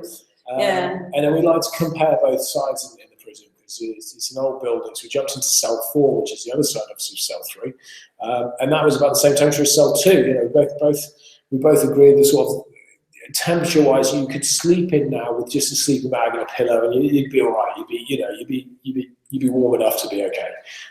Walked back into cell 3. I'd say the first part of it wasn't too bad. It was one sort of section, about kind of 1.5 meter square space, sort of towards the back on the left. Was definitely chilly. Next to sort of the side that cell 2 would be almost definitely chilly. You could feel it on your hands. There's a difference between a fridge and a freezer, really. Yeah. Our breath was going, and you could definitely tell that was going to be one that would have been. You needed a lot more blankets. I think I referred to it as I need a couple of sleeping bags, a few blankets, and my Siberian Husky to keep me warm, which is a bit weird, it's a bit strange. But yeah, like Chrissy says, I wouldn't say skeptical is a strong word, but I wouldn't say we're true hard believers either. You kind of, I never like to close the door on anything particularly. I don't think either of us like to close the door on anything. But it's you're trying to find a logical explanation for things that are happening. We like to be able to see it. Apparently, that's not always always the case. So. Well, you and logic then. Don't always see eye to eye. Let's face it, in fairness, most of our staff don't really fit into the logical. Yeah, Ben, come on the 13th of May is the first Dana in the Dark where you can stay overnight. Sorry, the 13th of May is a night in the Dana where you can stay overnight. 8th of March is Dana in the Dark, which is an evening tour, so 2.5 hours. Ben, if you're going to come and do Dana in the Dark, Night in the Dana in May, you can do Prison Escape during the day, which would be really cool. So you can do Prison Escape during the day, and then you can do Dana in the Dark, Night in the Dana afterwards. What is the place the camera below the C block camera is? So you're talking about this one here. Who is it? It's Michelle. Do you mean the corridor? Yeah, it's Michelle, corridor outside. Yeah, this is the corridor outside. So just under here on C Wing, there's another door basically, and the door's just here, and it just pops outside. In fact, I'll tell you what I'll do. I'll send Chrissy down there right now, and I can show you. I'll give you away. I can show you which one it is. If you do the. Actually, I think I'm going to take the torch with me. Yeah, it's the other way as well. It's that way. Yeah. So if you go down to up here in the corridor, and then pop through the corridor into C Wing.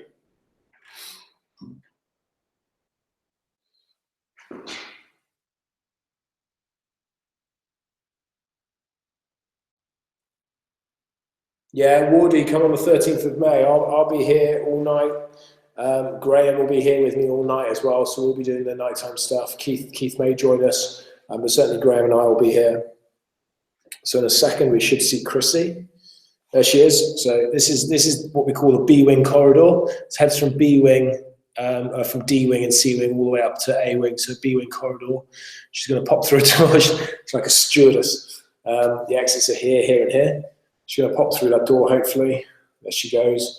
And she's going to appear just under here, just in C Wing. So she's just going to appear in here in a second for us in C Wing. There she is, see her with the torch. So that's what that corridor is.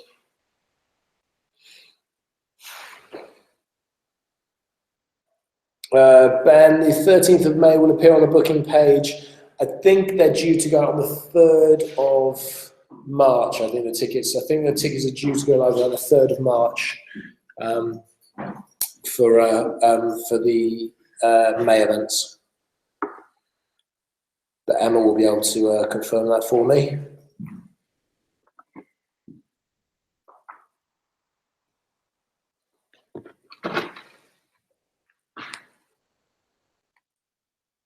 I'm just going to catch up on some of the Facebook comments. I'm going to do a really quick cheeky plug. If you haven't subscribed to my page yet, then please do. Natalie's on.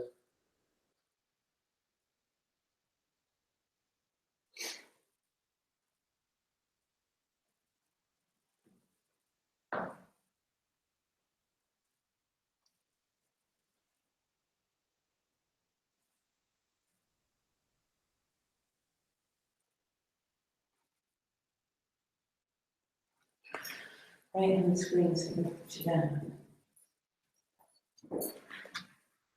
Right, That's what we just did. Yeah, that's what we just did, John. Yeah, that's what we just did. It's just one of the corridors just outside the wing. I think it's nice to get contrast. We've got some areas. All the areas really are what are referred to as very active areas. So I think it's nice to have some contrast and a space in between those areas that isn't generally seen or referred to as a particularly active area. And that's really what this corridor here is. It's just a walk through between the two wings.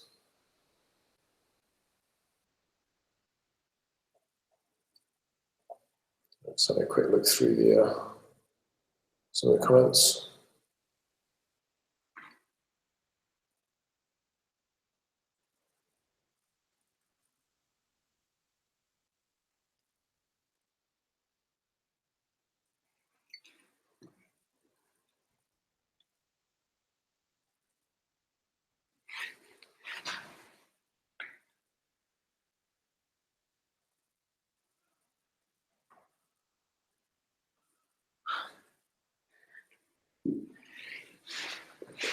Hi Michael, just seen your comment there on YouTube, on the YouTube, as Chrissy would call it, the YouTube. So you had a bolt thrown at you in a cell and could not see anywhere that it came from. Be great to hear, Michael, which wing you were on, which cell you were on, and I assume you're probably here on a paranormal night. Those are always the kind of stories we like to hear because it allows us to kind of just check those areas and see what's going on, really. Flashing lights and ceiling upstairs.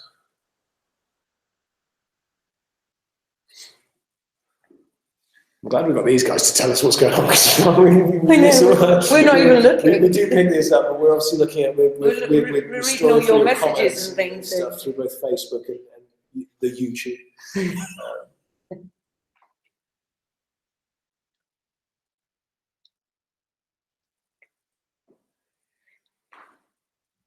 One of the things I like to tell people is it's an absolute true story.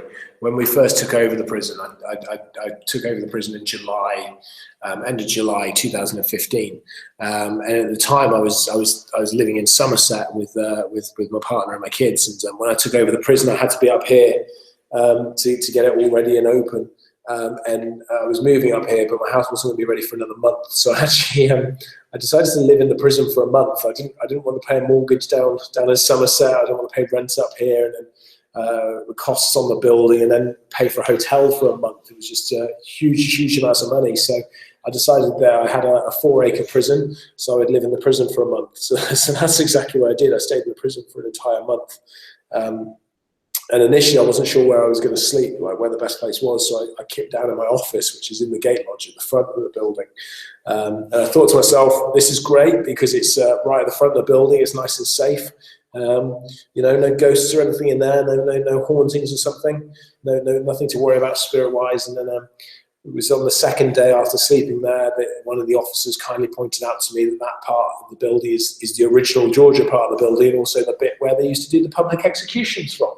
And funny enough, that was right next to my office where they used to do the public execution. So I probably found one of the most haunted parts of the prison. The oldest. The oldest. part of the prison to sleep in. And yeah, I just saw an orb go across an A-wing. But what I did do the first couple of nights, which I do tell people now I never used to, because I used to find it quite embarrassing. Now I just kind of laugh at myself a little bit. It was the first couple of nights I stayed here in my office by myself. It was pretty scary, I'll be honest. It was kind of pretty nerve-wracking. I can remember shutting my door and pushing my chest of drawers from my office cabinet up against the door and kind of wedging it so nobody could get through the door. And I remember lying in bed on my futon and kind of thinking, that's fine, I'm nice and safe now, the door's wedged shut. And then realizing that if there was such a thing as ghosts and spirits, they just go through doors. So have you brought the prison? Brought the prison? Not quite, Debbie, unfortunately. Yeah, we didn't buy this one. I actually, funny enough, the reason I ended up here was because I was very naughty. No, transferred here. Yeah, I was shipped out from Somerset because of my webbed feet. No, I went to buy the rails are moving all the time, or something moving. We'll keep an eye on it. I think Chrissy just may have touched the screen, so we'll keep an eye on the rails and see if it was just the screen. We'll touch the screen and see what happens.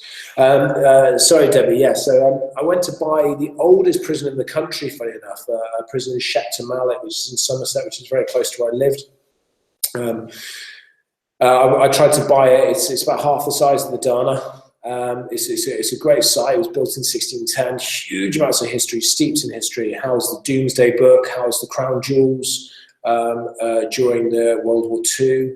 It was an American military prison. It had public executions. It had private executions. It had military executions, so on and so forth. So I tried to buy that, and unfortunately I wasn't successful. It got sold to a developer who's going to convert it into housing, funny enough. So that's a bit of a loss of an asset. But I got chatting to the owner of this place, who's a guy called Trevor Osborne, that also owns the Oxford prison, which is now the Malmaison. And we were just having a chat, and I asked him about this place and said that I was interested in what I wanted to do with Shepton. And he said that he'd bought the Dana prison in Shrewsbury, and would I like to come and have a look at it and see if I could adapt the model to work here, and the rest is kind of history. And we managed to work out a deal that worked for everybody. There's quite a lot of activity on A-Wing at the moment. A-Wing? Yeah. Definitely move across all over the top right cam. Yeah. There's a lot of C-Wing people are sort of saying as well. A-Wing, in the last sort of couple of minutes while you were talking, there's a lot top right of the camera.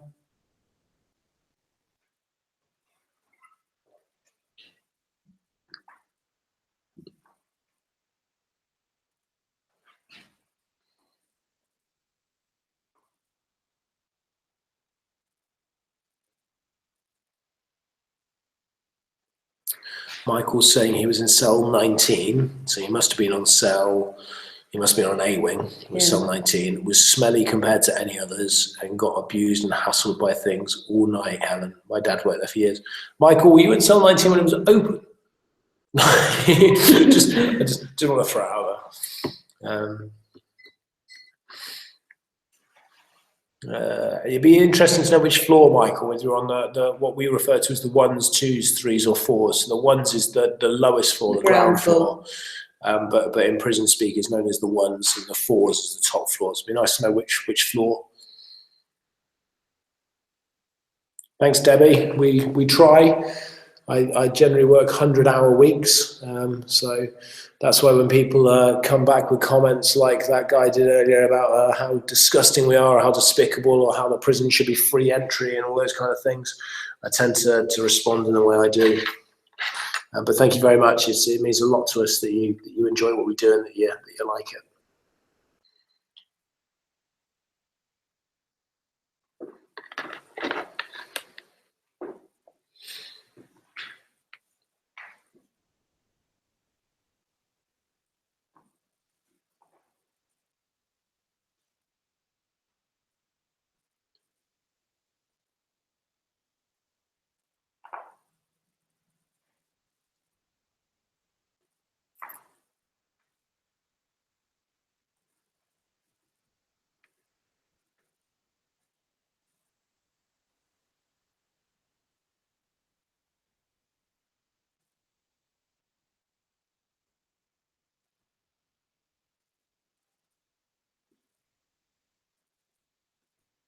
I'm just reading something very quickly from John Hammonds, who came in November with Southern Ghost Society, which is another paranormal group that we're here.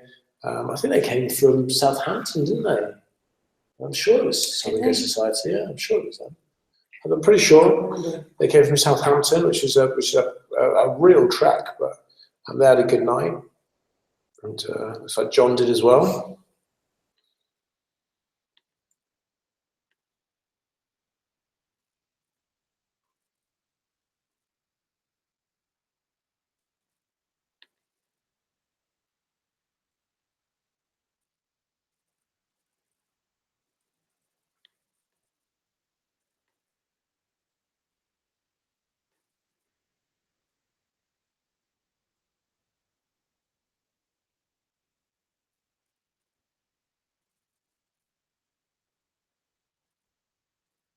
Let's catch up on some of the Facebook comments. I haven't even opened Twitter. I don't know. Emma, who does our marketing and our media, she's fantastic. She juggles marketing and media at 3 companies, directorship, 2 kids, and a few other bits and pieces, and obviously all of this kind of stuff. She does a great job for us. She's shit on Twitter. But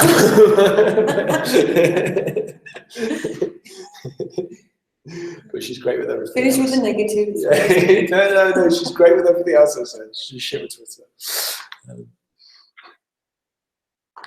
There's that, and the grey lady, she's moving about.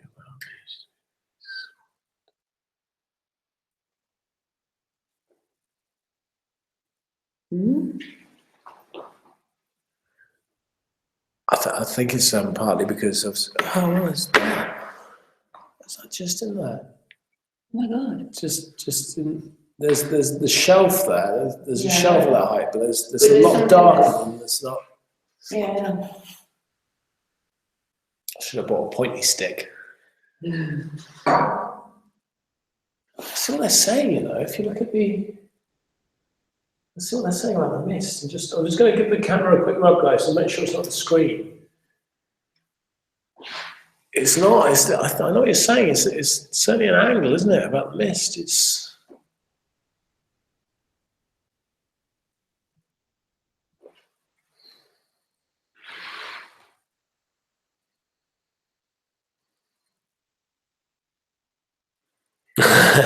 Michael, you cheeky bugger.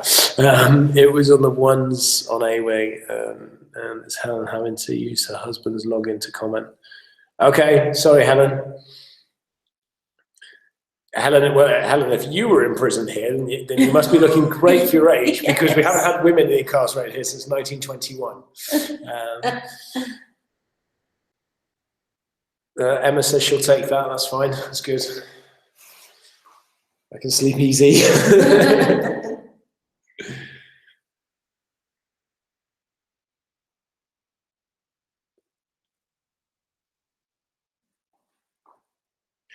Do you know what? This is going to sound really, really bizarre, and I can't tell whether I'm just staring too hard, but is that rope swaying ever so slightly?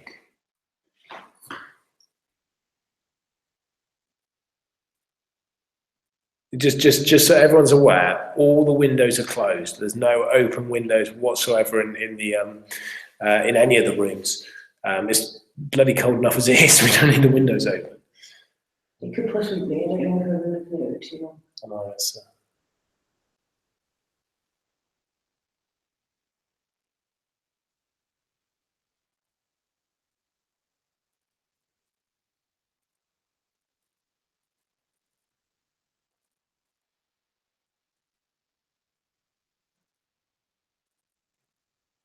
It's hard, you need to kind of take your eyes away every now and again.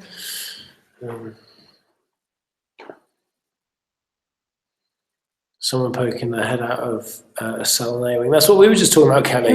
Was that for us? That was quite weird as well, because guess you can call the grey lady. Will she come through to you and let us know and let you know she's there?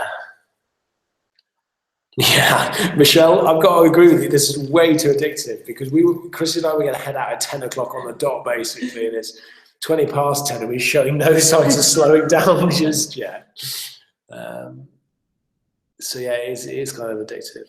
Do you know what? We might start. I don't know. I'll have a chat with Chrissy tomorrow and see what people think. But we might start doing the odd night where we invite maybe 8 to 10 people, so very small groups, to come and just hang out and do this kind of stuff with us. So maybe what we'll do is we'll set the cameras up like this, is in a group room, and there's tea and coffee, and just people can kind of just take it easy, and then you can go off and just investigate on ones or twos for 15, 20 minutes, and then come back and swap out and do like that. But it's a balance, because obviously is making it financially viable. Like I say, if we had Historic England's budgets, I think the smallest Historic England budget is into the hundreds of thousands for their locations, and we just don't have those kind of budgets, so we obviously have to pay Chrissy.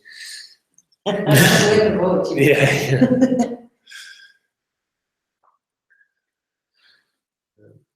I'm sure if we paid Emma via post, she'd get good on Twitter pretty quickly. Salty.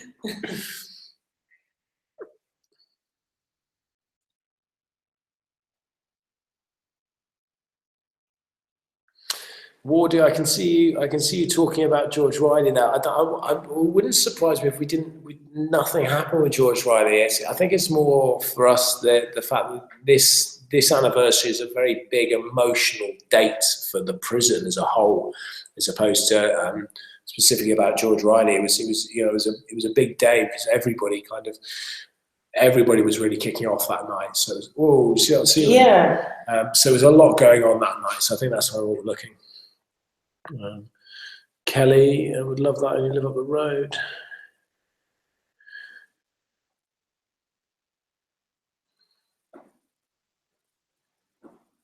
Yeah, Sarah, I'll just point to it very quickly. There's just very quick, I'll recap for those who haven't seen it.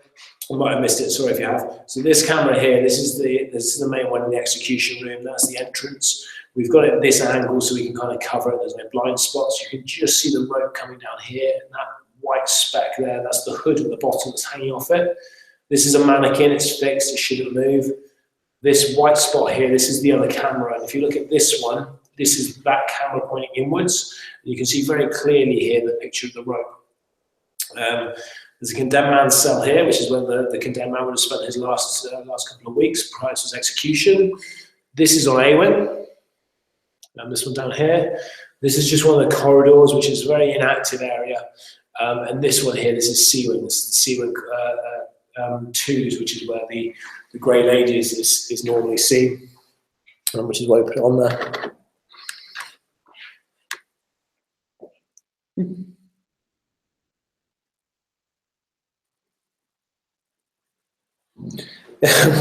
one of our actors has just come in, Benham, who's one of our actors who came onto the events previously. He's just sending me a message to say he wants to come and do an overnighter with us to be a test subject. I think he's thinking of the wrong type of event. He's watching. This one's keep secret. He's watching but can't figure out how to comment. So we won't bring him into the tech aspect. Yeah, that's because he's on an iPad or an iPhone. I think you have to be on a. I'm not sure if he's got Zainab with him. But yeah, so our actors there. Do you sell annual passes? We don't, Ben. It's one of the things we discussed about selling annual passes. And the reason we don't is because at the moment we never know how long we're going to be. Yeah, that's what I'm. If I was brutally honest, if this was our building, if we owned it, we'd be developing it by now in a very different way, as a full-time heritage-led site. We'd be developing it as what we would refer to as a world-class heritage site. Think Stonehenge, but a prison rather than stones. And that's kind of what we'd be developing. And in that sense, we would be doing annual passes. But like Chrissy says, we don't know, how long we're going to be here. And people tend to come for one or two visits type of stuff, not regularly. Glad you got a nice hot chocolate, Sarah. It's bloody freezing there. He was executed at 8 o'clock in the morning. Michael, although it's not Michael, I forgot what name it was. Sorry, Michael. Is it Helen? Helen? Is it Helen? Scroll back. Yeah, it's Helen. Sorry, Helen. Yeah, he was executed at 8 o'clock in the morning. All executions in Great Britain were done at 8 o'clock in the morning, unless they were in London, in which case they were done at 9. We don't know why. They just were an hour later.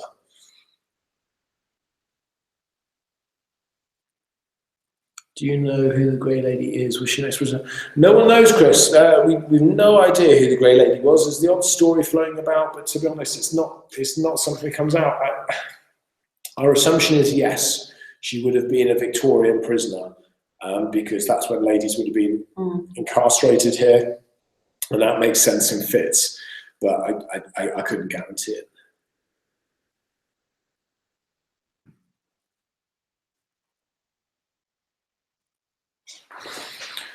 I'll take the kids swimming for you as on that anyway. That'll be payment to you, lol. I'm not sure if that's for us. I don't know if that's for us either. But if you want to take my kids swimming and you know, I can trust you, then okay, I think. It's random. Yeah, it's a bit random. We need to sign a petition to make this a permanent thing and keep the tours going forever. Wardy, we love that comment, but please don't. we've got a fantastic relationship with the developer, a really, really strong, good relationship with the developer.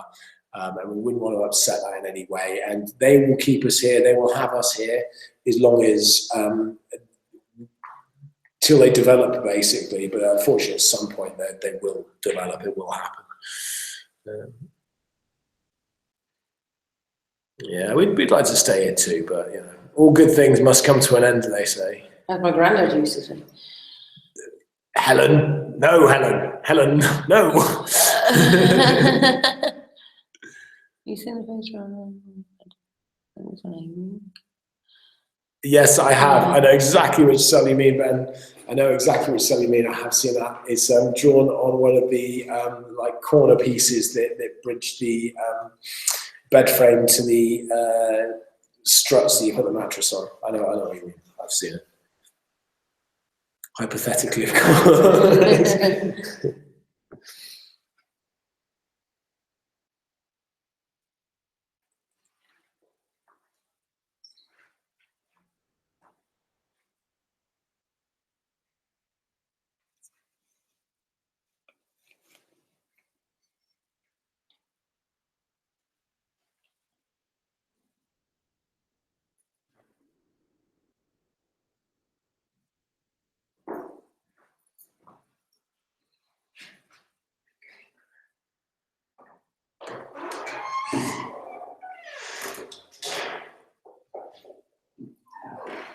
We were saying that earlier about the rope moving. It's really tough to tell. You just like you almost kind of can stare at too long. From a perspective where the rope's moving, I'm looking at it from two angles. One is I'm looking at this one here. I'm just kind of keeping an eye on the rope here at the top part to see whether it's moving off the board at the back and using that as a measure. But I'm very much using this one at the bottom. If you look at it, just by pure chance, the rope is going straight down the edge of the window, straight down the edge of the heater. So again, I'm using that as our benchmark and just seeing whether I can see more or less of the heater at all. So I think that's a really good way of testing it. That's Chrissy. Don't know what she's off to, but she's going for a wander. So that's not physical proof of a spirit. That's definitely Chrissy. Unless she wanders in behind me right now, in which case, shit. So.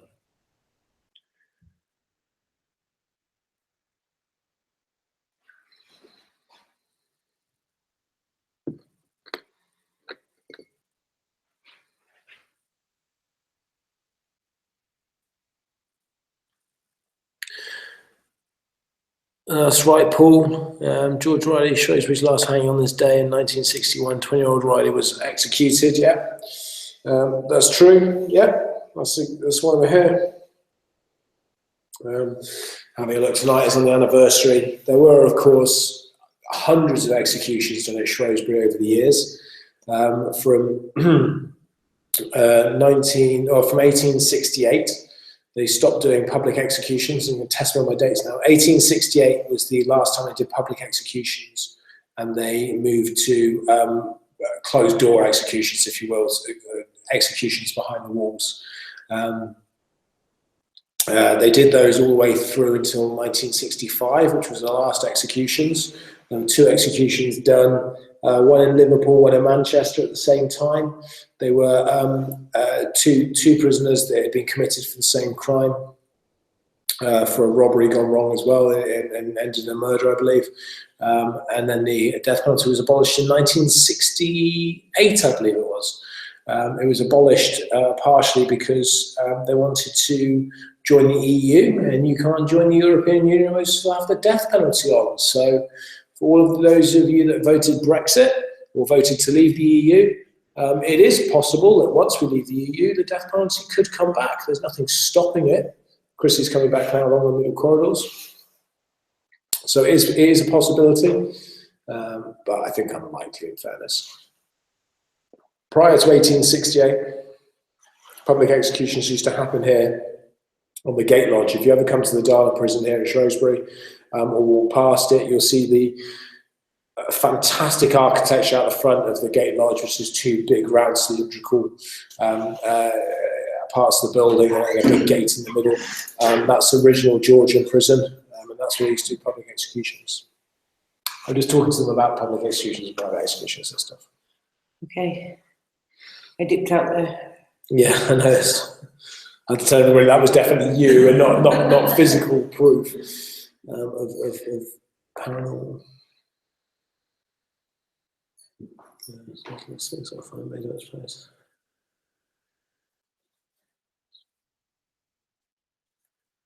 Activity on A-Wing again. Yeah, Chris, it was a young age to get executed. I think it was 1961. So for me, I'm only 33. I think I'm 33. So for me, I obviously it's well before my time, a good sort of 22 years before I was born. So it's not something I would remember, but it's certainly within the lifetime of my parents. It's well within the lifetime of my grandparents. So, and even I can appreciate how not that far back in the past it is. And yeah, 21's a very young age to be executed. If you dig back even further into the Georgian times, we've got information here in the boards and the museum sections here, which talk about the public executions done in the Georgian times. They were executing children of 6, 7, 8 for stealing loaves of bread. They were executing them for stealing apples. They were executing them for all sorts of crazy things. So yes, it was young, and it was obviously a more modern time, which I think makes it more shocking. But when you dig back into the past, there was some horrific executions for some outrageously minor crimes.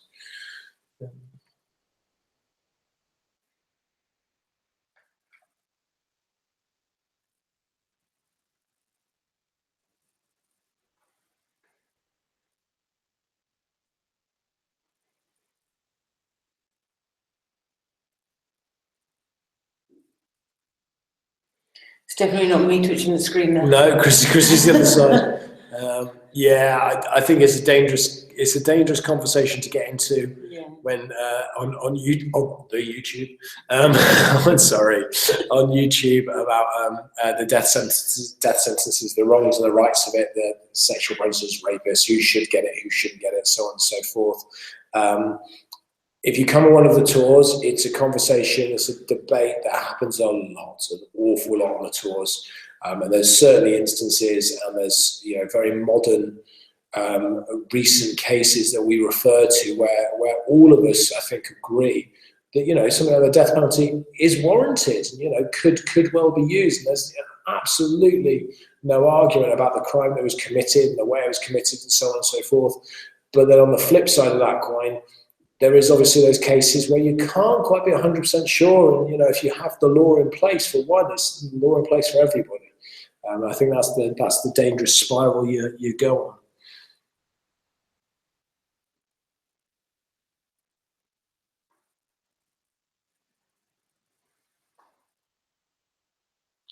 Oh, on the 5s. You mean the 5s, but yeah.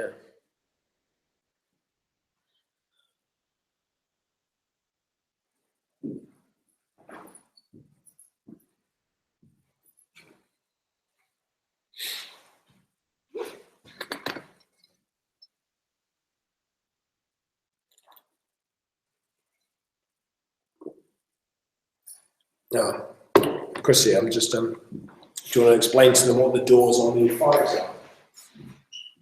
I know what they are presently. I don't know what they were originally. They're still what they were originally.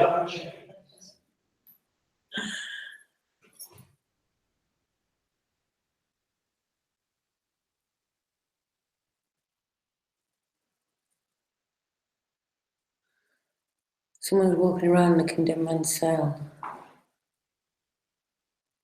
can't see that.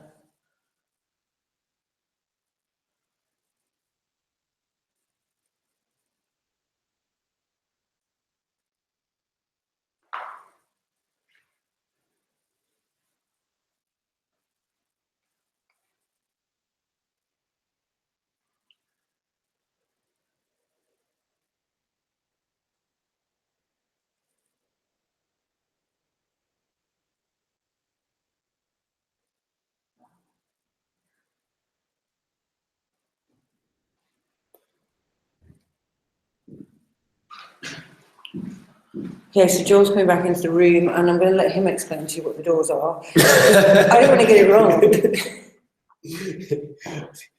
I shall look for the person in the condemned man's cell. Christina Wee, everybody. Operations Director at the Campbell Group of Companies, Jailhouse Tours and Immersive Events. She's not employed for her historical knowledge. I'm treating it myself. This is where you want great. What are we talking about? Doors on the fives. Yeah, let me see if you say what I think I know. Okay, so let me see the door swing. The door swing. Oh, sorry, Kelly. I'm just thinking of things and taking the doors and stuff like that. Okay, doors on the fives. So the fives is where they house. It's not that exciting. It's where they house the water tanks. Yeah, I know this part. Where they house the water tanks, which feed the toilets and the sinks and the cells. It's also the access to what we call chimneys, but technically they're vents, which is there's a ventilation system originally built in the Victorian times for the original boilers as such, which were run by coal, and then they were adapted to oil, and now more recently the heating systems obviously run by gas. It's not run by anything. The motor's turned off. So yeah, the stairs going up there from the fours onto the fives is basically the access for the maintenance guys to get up into the attic spaces. It sounds quite boring, but actually upstairs it is fascinating because you can access the roof and get out onto the roof. You can go up the chimneys, and the top of the chimneys is the highest point in Shrewsbury. It was argued it was the highest point in Shropshire, but I'm not 100% about that. I've got to be honest, but it's definitely the highest point in Shrewsbury. It's an amazing view from on top when you climb up the inside the chimneys.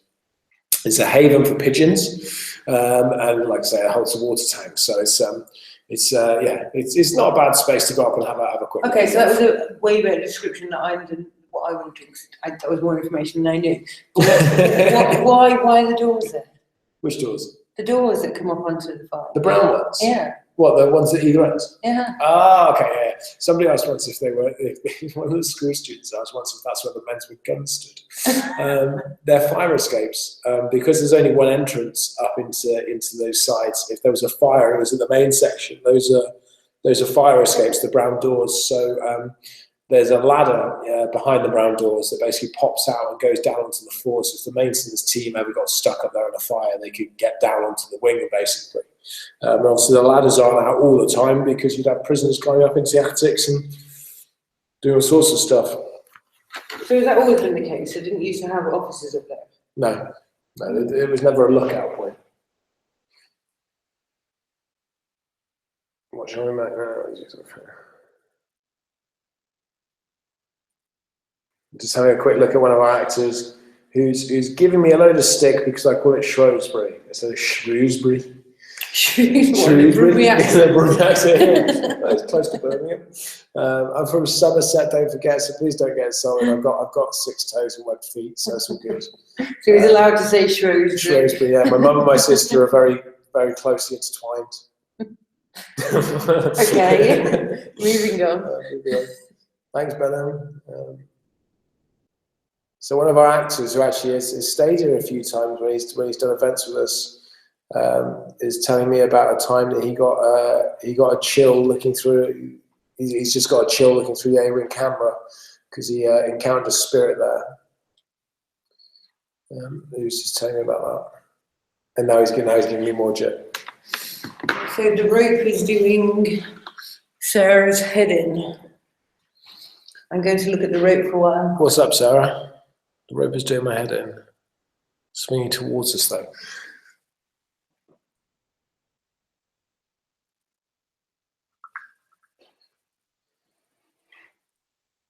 He's a walking, talking Wikipedia.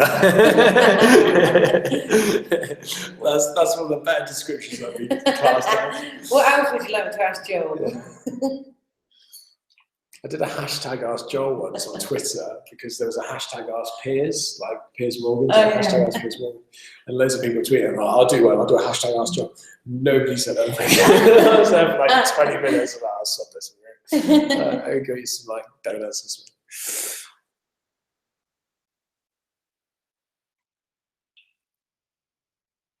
Yeah, I've got a fair bit of information, Ben, I think, tucked away in my head, but it's all learned, you know, it's all from studying this and having a bit of a passion for history and heritage. I mean, my passion is business, but it's something I enjoy, definitely. And I spend a lot of time with the officers and the staff here, and I spend a lot of time with ex-cons. You learn so much from me. Yeah, I learned a lot from Christy. I can't remember what off the top of my head, but there's something will come up in a second.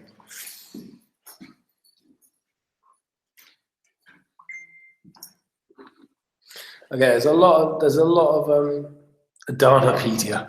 There's a lot of talk about the rope. So I'll tell you what I'm going to go do. I'm going to just take a torch with me. I'm going to nip into the execution room. I'm going to stand parallel to the rope from an angle that the camera's not really catching. And I'm just going to kind of have a look at it myself and see what's kind of going on. I won't touch it, so I won't touch it, so it won't move off my account in that sense. I'll try and keep a couple of feet away from it. I'm just going to go have a quick look. You come with me, Chris? Yeah.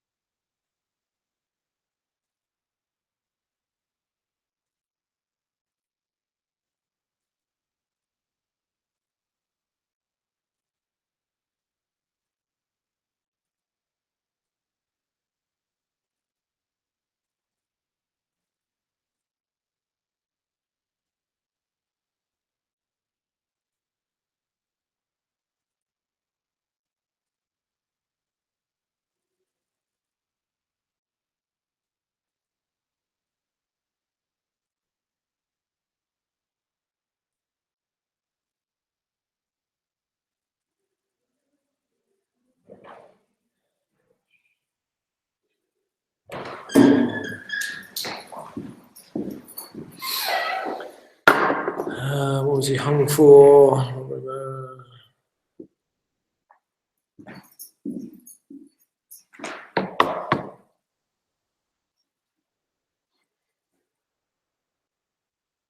Sorry guys, we're back. We're just going to have a very quick flick through the messages, see what we missed. Shouldn't have fire exits. Helen, there were fire exits for the staff, not for the cons. Where are you guys sat? We're sat in the executioner's day room, Kelly. We're not sat, we're stood, but we're in the executioner's day room.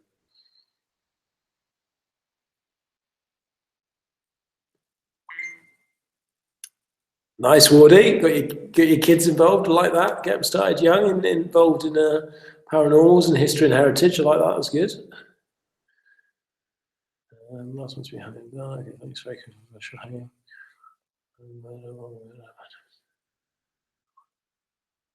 Working out. Yeah, Helen, yeah, I've got that.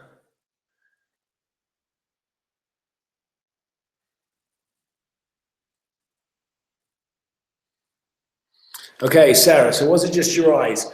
I've got to be honest, I think it's moving a little bit now. If you look at the bottom one, so Chris and I went in there, we looked at it from different angles. We stayed away from it so we didn't get too close. We looked at it from different angles so we could both see what it was moving in different ways. I know this is going to sound really bloody weird, but I definitely just saw something shoot up this wall. We looked at it from different angles. It didn't really appear to be moving.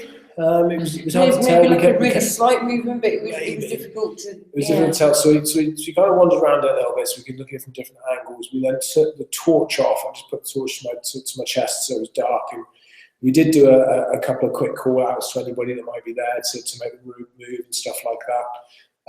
And it didn't really do anything when we came closer together. When we kind of stood over here closer together, and again we sort of did it.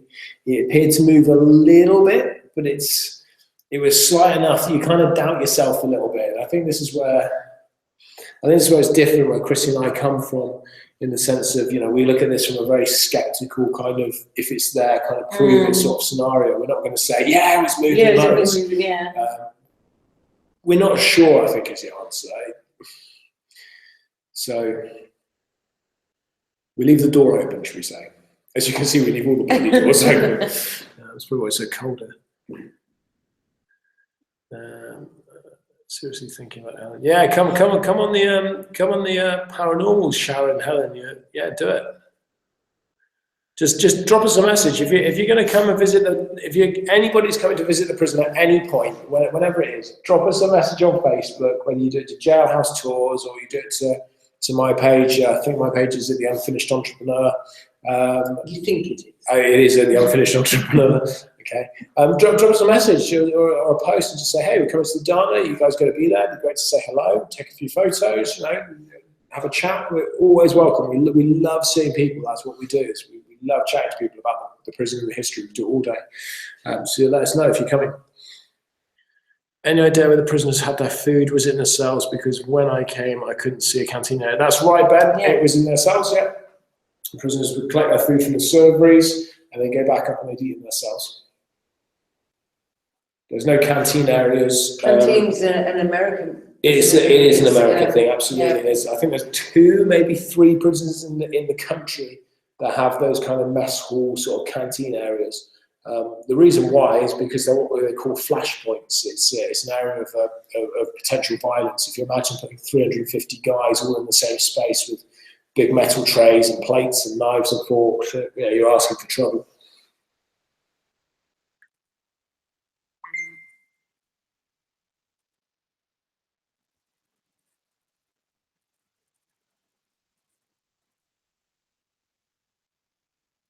Sarah, there's no camera in the room we're in at the moment. The room we're in is just off. Well, we're a couple of rooms back from the execution. We're kind of between the executioner and the C wing, really. In the execution. Unless you're hearing something, really. Yeah, I was going to say, when we leave, you could be hearing things. We didn't put a camera in here, funny enough. We probably should have done. We didn't think about it. Obviously, when we come out of places like the hang room, We, there's I don't know, maybe a 30 second delay tops where we're between not seeing the cameras and being in the room. Definitely another flash there.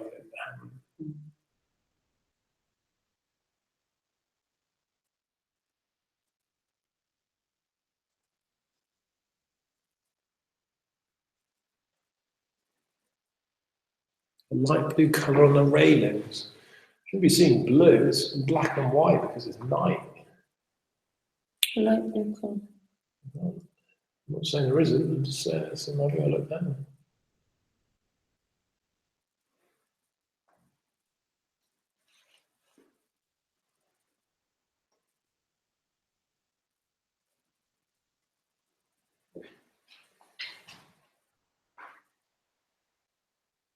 You mean the other rooms?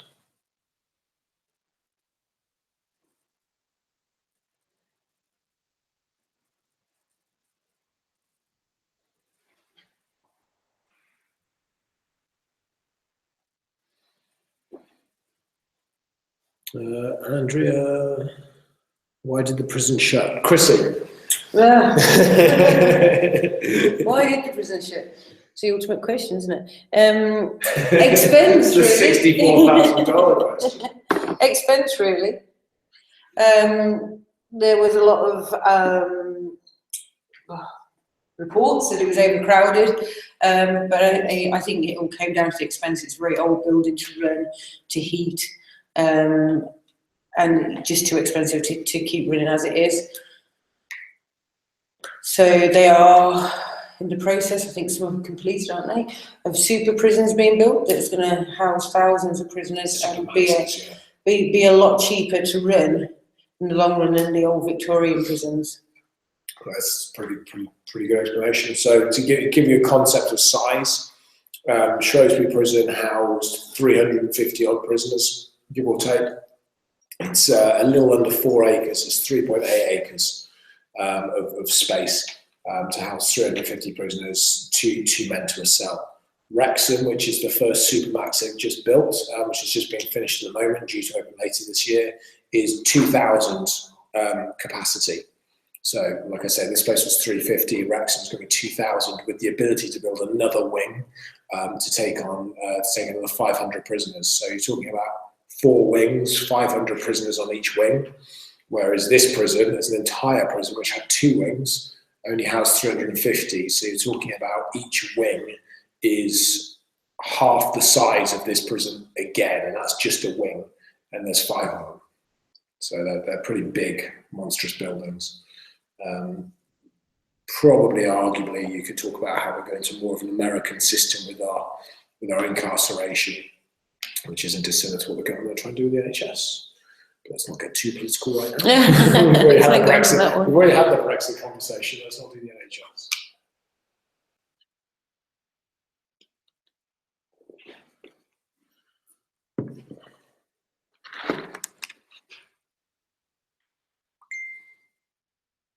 There were orbs when we walked into the hanging room. Oh, speaking of the NHS, one of our actors, who's a nurse, is I think watching it in the hospital.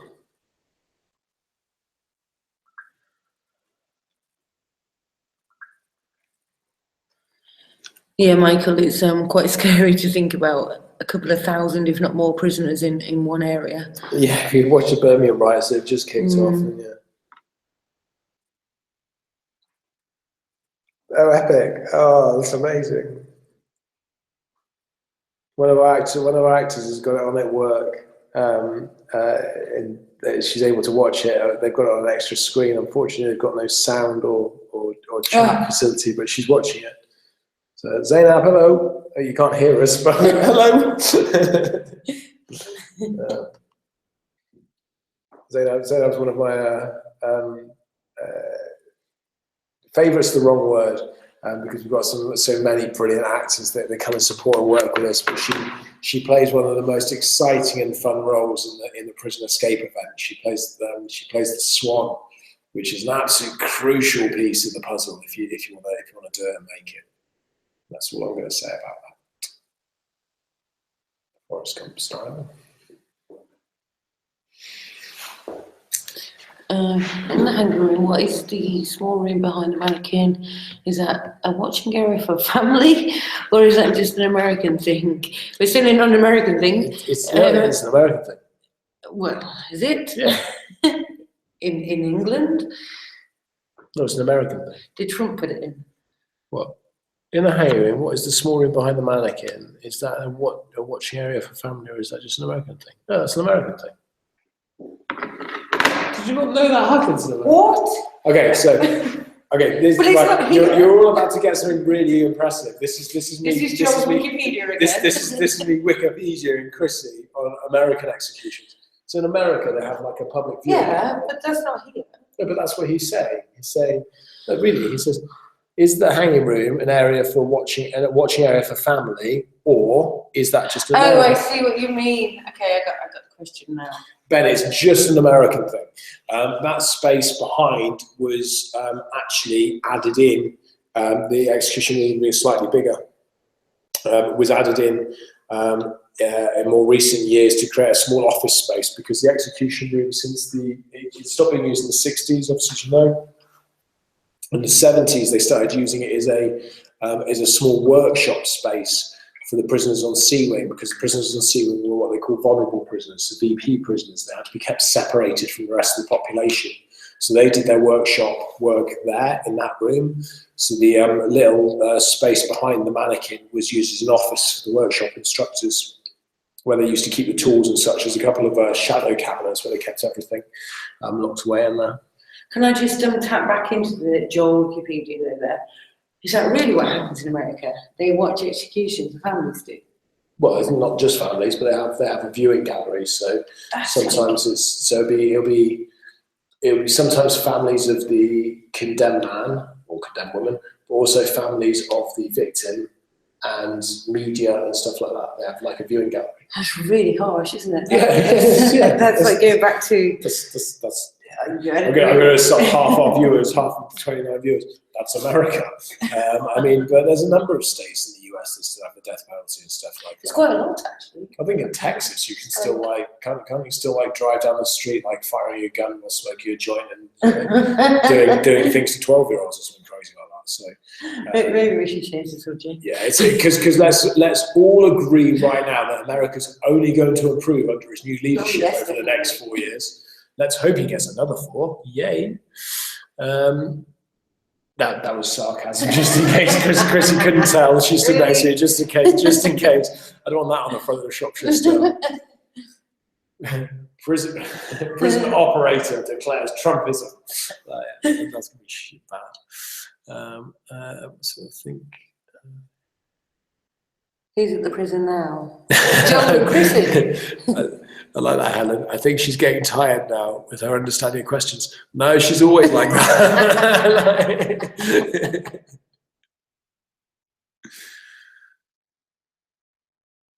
Sarah, the cameras are going to be on all night. Yeah, Helen, funny you mentioned the Green Mile, quick plug. We're going to be doing outdoor cinema. We've got six outdoor cinema 6 films showing this year, 3 in May and 3 in August. We're not doing the Green Mile because it's just too long, unfortunately, to do an outdoor cinema. But we are doing Shawshank Redemption again. We did it last year. It was fantastic. We do it as an immersive piece where we have actors playing characters as well. So those will be really cool. I'm just going to have a very quick look and see how long we've been running for.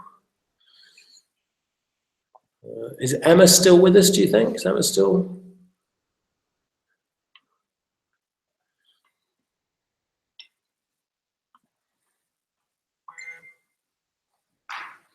We've been going for 0 time. We actually even live, we're talking to ourselves. We've been going for nearly 3 hours, Chris. Wow, it's nearly 11 o'clock. Okay, so yeah, I probably am tired. we are gonna have to go now because we were only going to stay till 10 purely because I've been here since about 8:30 this morning. Chrissy has been here since 6:30? This morning. 7 o'clock this evening. So what we're going to do is we're going to head off now. I'm going to go home and get some sleep. Chris is going to go home and get some sleep. We're going to be back in here at 5:30. So this feed is got 8 hours. We've got an 8-hour feed. I don't really want to stop it, to be honest, because I don't want to disrupt everybody that's on here. So what I'm going to do is I'm going to leave the feed running. It's going to run until it's been on for 3 hours. So it can run for 8 hours. So that's what, five left. It's 11 o'clock. So it's going to run till 3 in the morning. Yeah. So this will run naturally till 3 in the morning, when I expect we'll have no watchers. Or we'll have 100,000 from the US, all shouting at me for Trumpism. So it'll probably flip off about 3 o'clock, and then we'll put it back on at 6. The lights are off, Ben. All the lights are off. It's just the lights cameras. from the cameras, screen yeah. and the cameras, yeah. So we're going to head off now. We're going to leave it all. We're going to leave it all running. It will turn itself off at 3 in the morning, and then we will come back and we will flip it on probably around 5:30, 6 o'clock. It will definitely be on from 6 o'clock. Oh, just lost a load of cameras. That's weird. That is a bit strange on 1K. Yeah, especially seeing as it was just a quick blip. We'll come back on. So we'll be back on at 6 o'clock, where we'll be doing basically another 2.5 hours leading into the execution, and we'll probably do a few more facts and stuff like that. It'll also be daylight, so you can see our pretty faces. But yeah, so that's been us. Oh, we're not so much at 5:30 in the morning. That's very true. Yeah. Please continue to watch even when we leave. We're going to go out through this bottom corridor here, so it's just wave when we leave through this corridor here. Please continue to watch. We've really enjoyed doing this, and I think we'll probably try and do some more. Yeah, things. It's definitely. probably not quite like this, but we'll do some stuff with Yeah. cameras and stuff again. Different live feeds and things. I think now that we know it's possible, we can do some stuff. So we will see you in the morning, bright and early. Bright and early, yeah. 6 a.m. o'clock. Yeah. Okay, right. So we will. Over and out from us. Yeah, it's been great, and we'll see you guys in the morning. Good night. Good night. Night, y'all. Good night, y'all.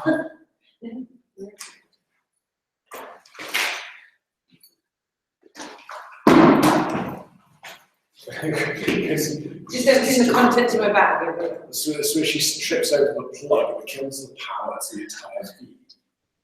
This way. Emma, I'm leaving now.